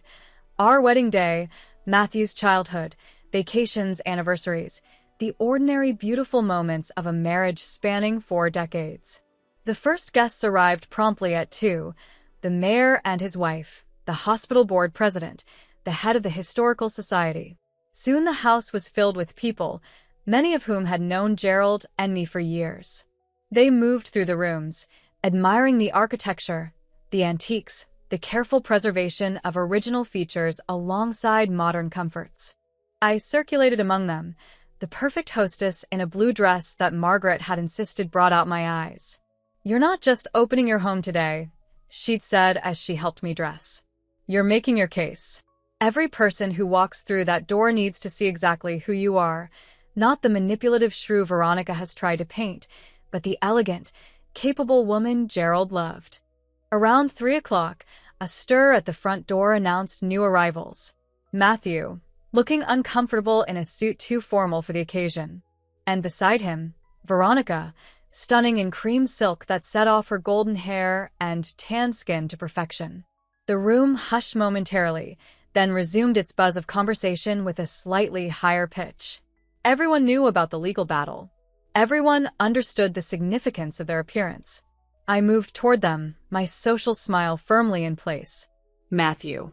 "Veronica, how lovely of you to come." Matthew kissed my cheek awkwardly. "The house looks beautiful, Mom." "Thank you." It was a lot of work, but worth it for such a good cause. I turned to Veronica, maintaining my smile through sheer force of will. "The Historical Society has been so supportive. I understand you've recently joined their board?" "Junior board," she corrected, a faint flush touching her cheeks. "I'm still learning the ropes." "Well, I'm sure they value your fresh perspective." I gestured toward the living room. "Please enjoy the tour. The docents from the society have prepared the most fascinating information about the architectural details." Gerald was always so proud of the original woodwork. Veronica's eyes narrowed at the mention of Gerald's name on my lips, but she maintained her composure. "Yes, historical integrity is so important. Matthew and I were just discussing renovation techniques that preserve original features while updating for modern living." "How interesting," I said blandly. Gerald and I always found that living with history meant accommodating it, not changing it to suit contemporary tastes. But perhaps that's generational. Before she could respond, I was called away by the hospital director, wanting to introduce me to a major donor. As I moved through the crowd, I remained acutely aware of Veronica and Matthew making their way through the house. Veronica examining everything with a critical eye. Matthew looking increasingly uncomfortable. Margaret shadowed them discreetly, reporting back during a quiet moment in the kitchen. "She's taking mental measurements of every room," my sister muttered. I caught her opening closet doors, checking the depth of the pantry shelves. "She's not even pretending this is a social visit. It's a reconnaissance mission." "Let her look," I said calmly. "Let everyone see her treating this home like a prize to be claimed while I'm raising money for the hospital that cared for my dying husband." The contrast was not lost on our guests. I overheard whispered conversations, saw the disapproving glances directed at Veronica. By the time Thomas Henderson arrived with a photographer from the Tribune, public opinion in the room had solidified firmly in my favor. The resulting article, published the next day, was everything I could have hoped for. "Blackwood House opens its doors for charity." Read the headline, accompanied by a photo of me in the garden, surrounded by community leaders. The piece detailed the event's success, over $15,000 raised for the children's wing of the hospital, and described the house as a testament to the Blackwood family's commitment to historic preservation and community service. A single paragraph near the end noted, Also in attendance were Matthew Blackwood and his wife Veronica, who are currently contesting the late Gerald Blackwood's will, which designates the historic home for eventual use as a community arts center. Mrs. Veronica Blackwood declined to comment on the legal proceedings. It was the perfect counter-narrative to their earlier feature. Not an attack, not a defense, just a simple presentation of facts that cast me as the generous widow honoring her husband's legacy and Veronica as, well, something else entirely. The phone rang early the next morning. Stanley, his voice urgent. "Elizabeth, I've found something. About Anna, the nurse." "Tell me," I said, instantly alert. "She's Veronica's cousin. Second cousin, technically, through her mother's side. They grew up together in Nevada before Veronica reinvented herself. Different last names, no obvious connection unless you dig into family records." A piece clicked into place. That's how Veronica found Gerald in the first place. Not through his investment firm, but through Anna. She planted her own relative in our home as his nurse. "My God," Stanley breathed. "You think this was planned from the beginning? That Veronica targeted Matthew as a way to get to the house?" "It sounds far-fetched," I admitted. "But how else do you explain it? Anna never mentioned any connection to Veronica during the entire time she worked for us. And now she's suddenly providing false testimony to help Veronica's case. This changes everything," Stanley said firmly. "We can challenge Anna's credibility as a witness, expose the conflict of interest. No judge will give weight to testimony from a relative who concealed her connection." Relief flooded through me. "So, the affidavit will be effectively neutralized," Stanley finished. "But Elizabeth, there's more. While investigating Anna, we found something else. Something about Veronica's past. What about it? She's not who she claims to be." I could hear papers rustling on his end of the line. "The prestigious education, the family background she's cultivated, it's largely fabricated. She did grow up in Nevada, but not in the wealthy circumstances she's implied. And she's been married before. Twice before Matthew. Not once, as she's claimed." My mind raced, piecing together implications. So, when she met Matthew, she was freshly divorced from husband number 2, a real estate developer 20 years her senior. The settlement was generous, but contingent on her not remarrying for at least 5 years, which she violated by marrying Matthew. I realized. Exactly. She would have forfeited a substantial portion of that settlement, unless the new marriage wasn't legally recognized. I finished, understanding dawning. "Stanley, are you saying what I think you're saying?" "I'm saying we need to verify the legality of Matthew and Veronica's marriage. If she was still bound by the terms of her previous divorce settlement when they married." The implications were staggering. If Veronica and Matthew weren't legally married, her standing to contest Gerald's will would be severely undermined. She would be, in legal terms, nothing more than my son's girlfriend, with no claim to any Blackwood family assets. "How do we confirm this?" I asked, my heart racing. "I've already started the process. We'll need to access divorce records in Nevada, marriage records here. It may take a few days." Stanley's voice turned cautious. "Elizabeth, if this proves true, it would be a powerful weapon. But it would also be devastating for Matthew. Are you prepared for that?" Was I? "The revelation would humiliate my son, expose him as a dupe in Veronica's long con. But it would also free him. Open his eyes to who she really was, what she'd been planning all along." "I need to think," I said finally. "Let me know what you find, but don't take any action yet." After hanging up, I sat in the kitchen, staring out at the garden where spring flowers were pushing through the soil, resilient, determined, renewing themselves after the long winter. Like me, I thought, emerging stronger from the dark season of grief and betrayal. Margaret found me there, pouring herself coffee before joining me at the table. "You look like you've seen a ghost," she observed. "What's happened?" I told her everything. Anna's connection to Veronica, the possibility that Veronica's marriage to Matthew might not be legal.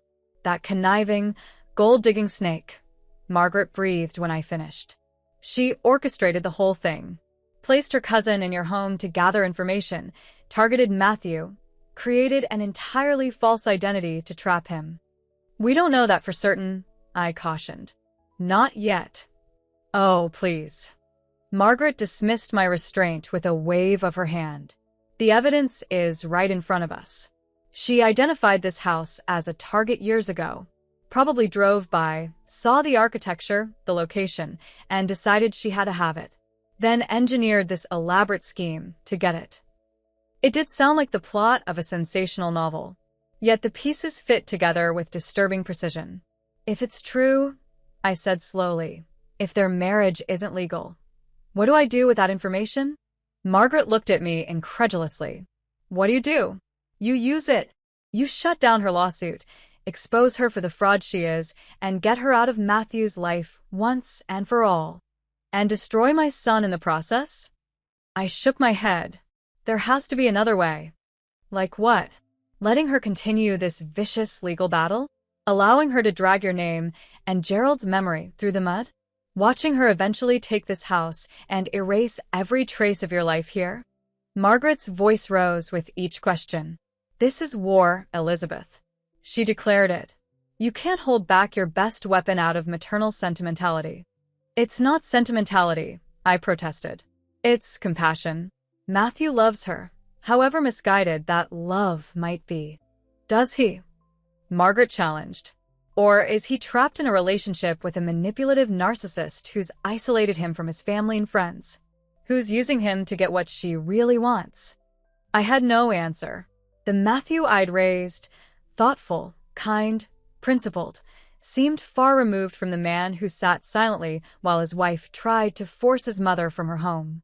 Had Veronica changed him so completely? Or had she simply exploited weaknesses that were always there beneath the surface? I need to talk to him, I decided.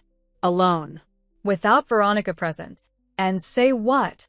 "By the way, son, your wife is a con artist who married you illegally to get her hands on the family home?" Margaret shook her head. "He'll never believe it coming from you. She's poisoned him against us too thoroughly." "Then what do you suggest?" A slow, calculating smile spread across my sister's face. "We let her incriminate herself. Create a situation where she reveals her true motives, her true nature.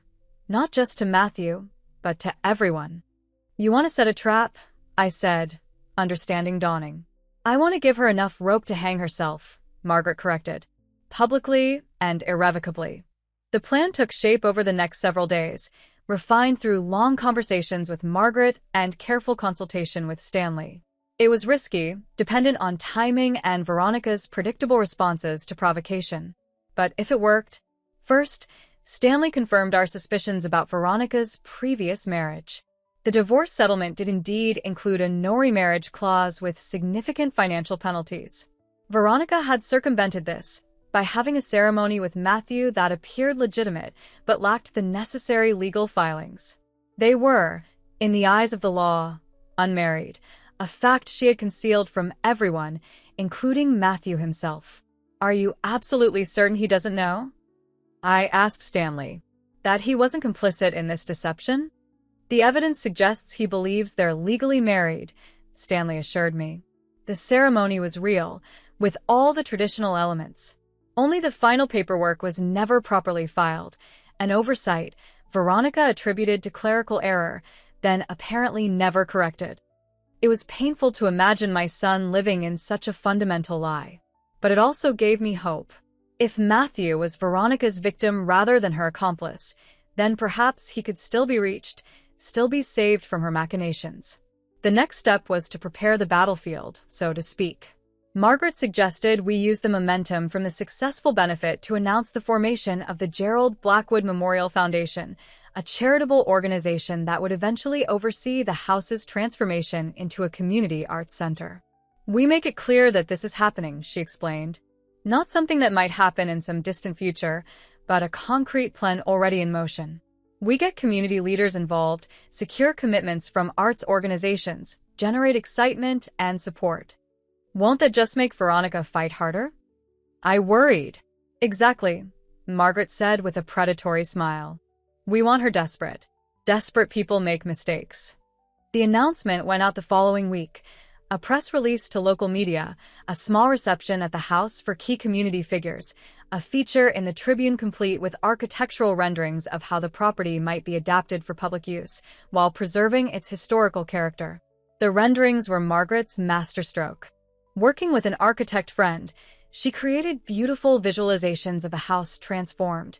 The living room as a gallery space, the library as a reading room, the conservatory as a music venue, the gardens as a sculpture park. People need to see it, she insisted. Not just hear about it as some abstract concept, but visualize it as a vibrant reality. Something they can look forward to, something they can be proud to support. The response was overwhelmingly positive. Donations poured in. Arts organizations expressed interest in future partnerships. The mayor issued a statement praising the initiative as a fitting tribute to one of our city's most respected citizens. And Veronica, as predicted, reacted with fury. The first indication came via Matthew, who called in a panic the morning after the press release went out. "Mom, what are you doing?" he demanded, his voice strained. "Announcing a foundation? Publishing plans for the house? While we're in the middle of legal proceedings?" "The legal challenge doesn't prevent me from making plans for the property I legally own," I pointed out. "Gerald wanted this, Matthew. He laid out the framework in his will. I'm simply implementing his vision." "You're deliberately inflaming the situation," he accused. She's beside herself." "I imagine she is," I said coolly.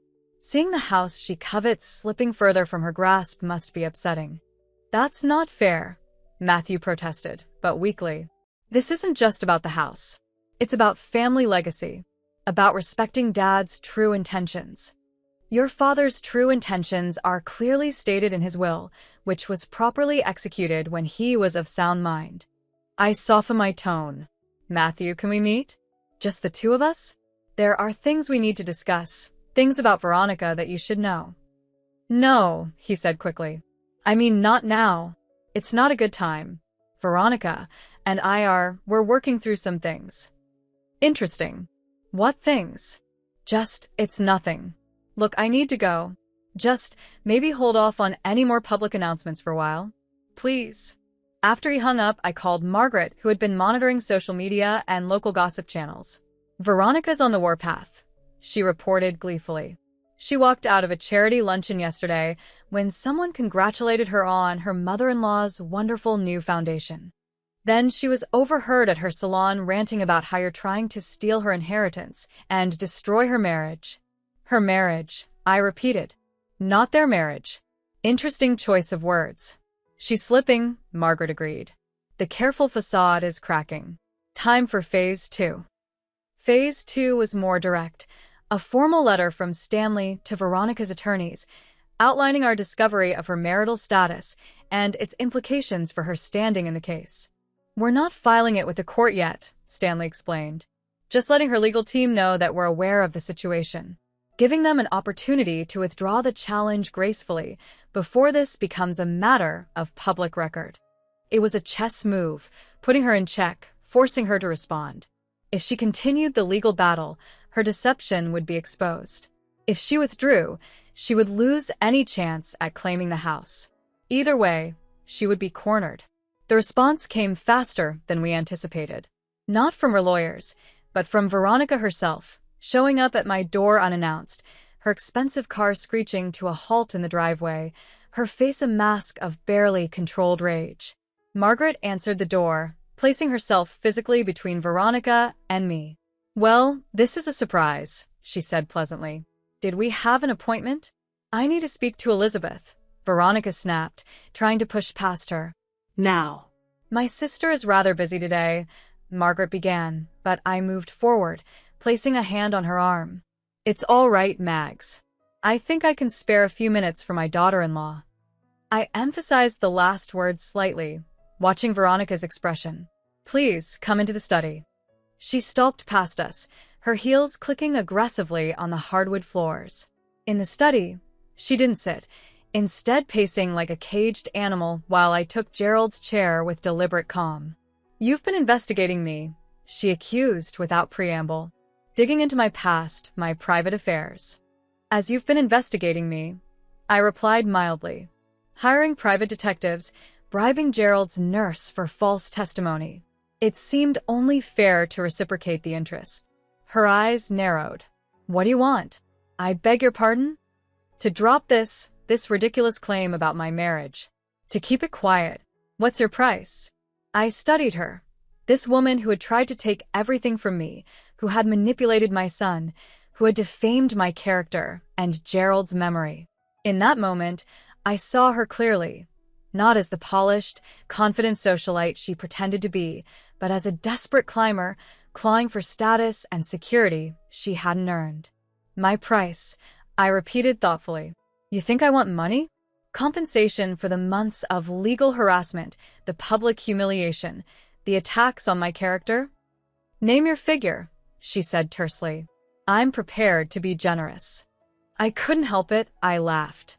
A genuine laugh of pure astonishment at her audacity. Oh, Veronica, you still don't understand, do you? This was never about money. Not for me, not for Gerald. Then what do you want?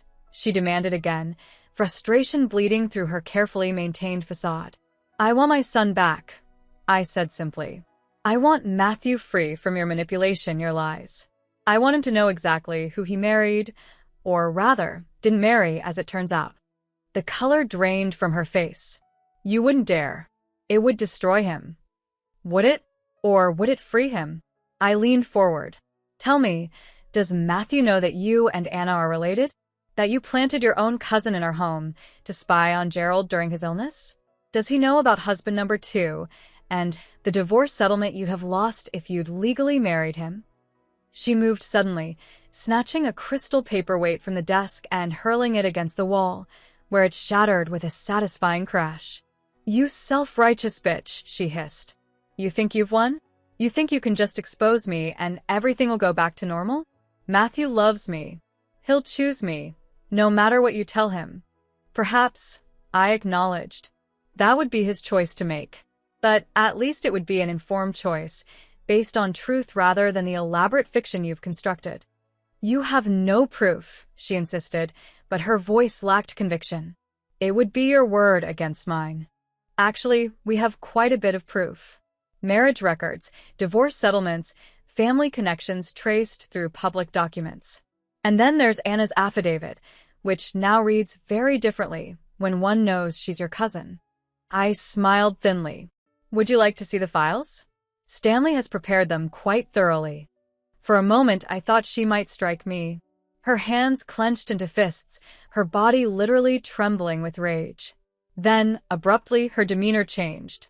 The fury drained away, replaced by a calculating coldness that was somehow more frightening. You know what? Go ahead. Tell Matthew. Show him your evidence. See if he believes you over me. A smile played at her lips. You forget, Elizabeth, I've had years to shape his perceptions. To help him see the controlling, manipulative mother you really are. The woman who could never let go, never trust him to make his own decisions. That's not true, I said, but doubt crept in. Had she poisoned Matthew against me so thoroughly that he wouldn't believe even documented proof?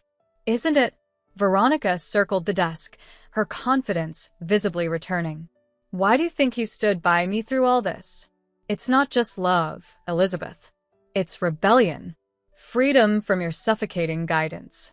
She made air quotes around the last word. I gave him that. I showed him how to break free from your expectations, your constant judgment. Each word struck like a physical blow. Had I been controlling? Judgmental? Had I driven Matthew into her arms through my own maternal failings? You're trying to manipulate me, I said, fighting to keep my voice steady. Just as you've manipulated Matthew. Am I? Or am I simply stating truths you don't want to hear? She smiled, sensing her advantage. Here's what's going to happen, Elizabeth. You're going to withdraw your opposition to our challenge of the will. You're going to dissolve this ridiculous foundation. And you're going to sign the house over to Matthew, not to me, to your son.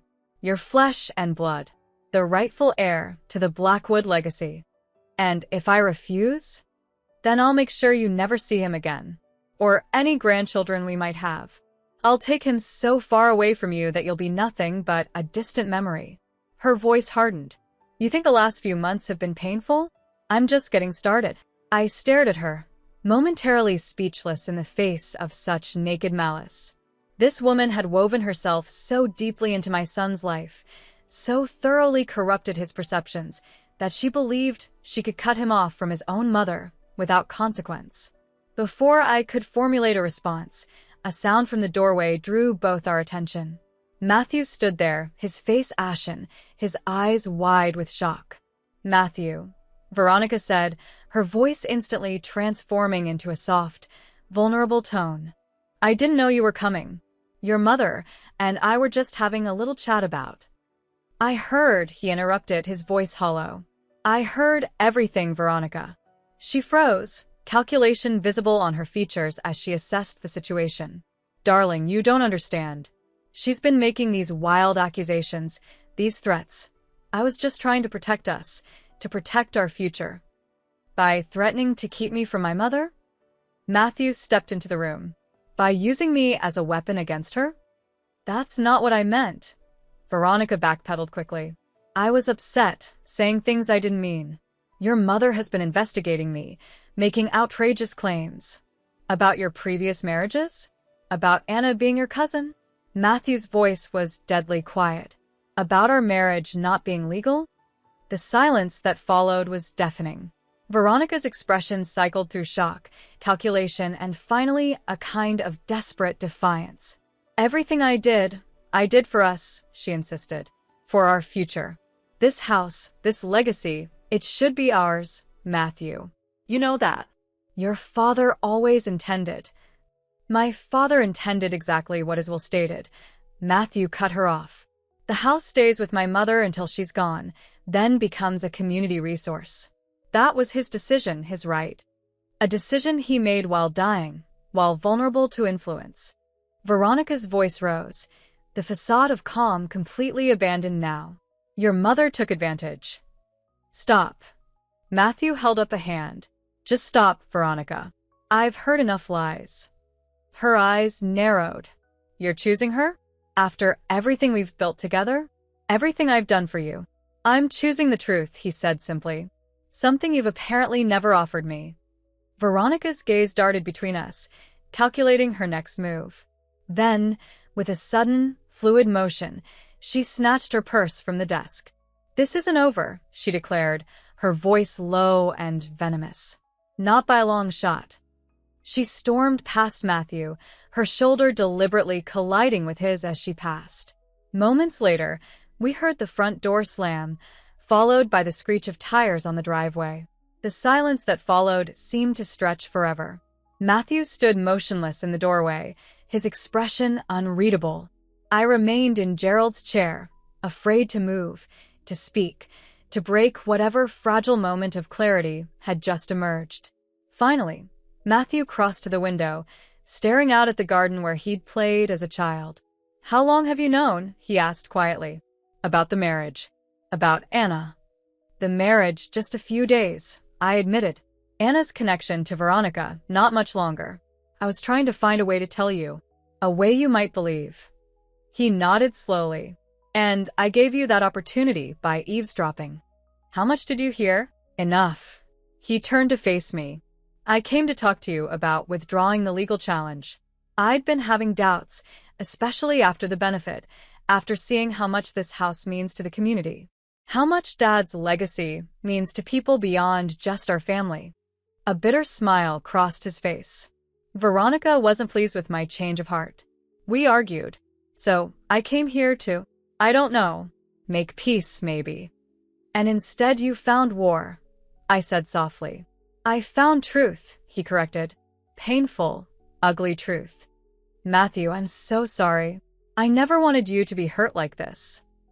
He shook his head. "I did this to myself. Chose to see what I wanted to see. Believe what I wanted to believe." He sank into a chair, suddenly looking exhausted. Was any of it real? Anything she felt for me? My heart broke for him. Despite everything, the betrayal, the months of estrangement, the legal battles, he was still my son, still the boy I'd raised, still capable of being wounded by love. "I don't know." I answered honestly. Only Veronica knows what was truly in her heart. He nodded, accepting this. Then, after a long moment, "What happens now?" "That depends partly on you," I said carefully. "On what you want to do about the legal challenge. About your marriage." A hollow laugh escaped him. "My non-marriage, you mean? God, I didn't even know." "How could I not know?" "Because you trusted her. Because she deliberately deceived you." I moved to sit beside him, tentatively placing my hand over his. "None of this is your fault, Matthew." He didn't pull away, a small victory that made my heart swell with cautious hope. "I'll withdraw the challenge," he said firmly. "Today. And as for Veronica," he sighed deeply, "I need time to figure out what to do there." "Of course," I said gently. "Take all the time you need. You can stay here if you want. Your old room is always ready for you." A ghost of a smile touched his lips. "Just like when I was a kid, running home after some disaster?" "You were never a disaster," I assured him. "Just a normal boy figuring out the world. Like now, a normal man figuring out a very complicated situation." He nodded, then asked the question that had clearly been weighing on him. "Was she right? About me rebelling against you? About you being controlling?" I considered this carefully. "I've made mistakes as a mother, Matthew. Been overprotective at times. Maybe had expectations that were hard to live up to. But I've never wanted anything for you except happiness and fulfillment. And I've certainly never tried to control your life or your choices." "Even when they were bad choices?" he asked wryly. "Even then." I squeezed his hand. "That's what growing up means, making your own decisions, learning from them. I may not have always agreed with your choices, but I've always respected your right to make them." He was quiet for a long moment, processing. Then, "I should have stood up for you. At Christmas, during the legal proceedings. I should have seen what Veronica was doing." "You see it now," I said simply. "That's what matters." Later, after Matthew had gone, back to the penthouse to pack some things, to begin the process of disentangling his life from Veronica's web of lies, Margaret found me in the garden, sitting on the stone bench where Gerald and I had spent countless evenings watching the sunset. "Well?" she demanded, settling beside me. "What happened after the dramatic exit?" Matthew looked shell-shocked when he left. I told her everything. The conversation with Matthew, his decision to withdraw the challenge, his struggle to process Veronica's betrayal. "So it worked," Margaret said with satisfaction. "Our trap sprung perfectly." "Not a trap," I corrected gently. "Just an opportunity for truth to emerge. For both Matthew and Veronica to reveal their true natures." "Semantics," Margaret waved dismissively. "The important thing is you won. The house is secure. The foundation can proceed. And Matthew is free from that venomous climber." I nodded, but felt no triumph, no vindication. Only relief that the battle was over, and sadness for the pain my son was experiencing. "I never wanted it to come to this," I admitted. "Such a public exposure, such humiliation for Matthew. Better short-term pain than a lifetime shackled to that woman," Margaret pointed out. "Besides, he's a Blackwood. He'll recover." I smiled at her pragmatism. "Yes, he will. We all will." The legal challenge was formally withdrawn the following week. Veronica, facing exposure of her fraudulent marriage and the loss of her previous divorce settlement, retreated to fight on other fronts, specifically negotiating a substantial settlement from Matthew in exchange for her silence about the non-marriage and a clean break. "She's getting too much," Margaret fumed when Matthew told us the terms. "After everything she did, she walks away with millions?"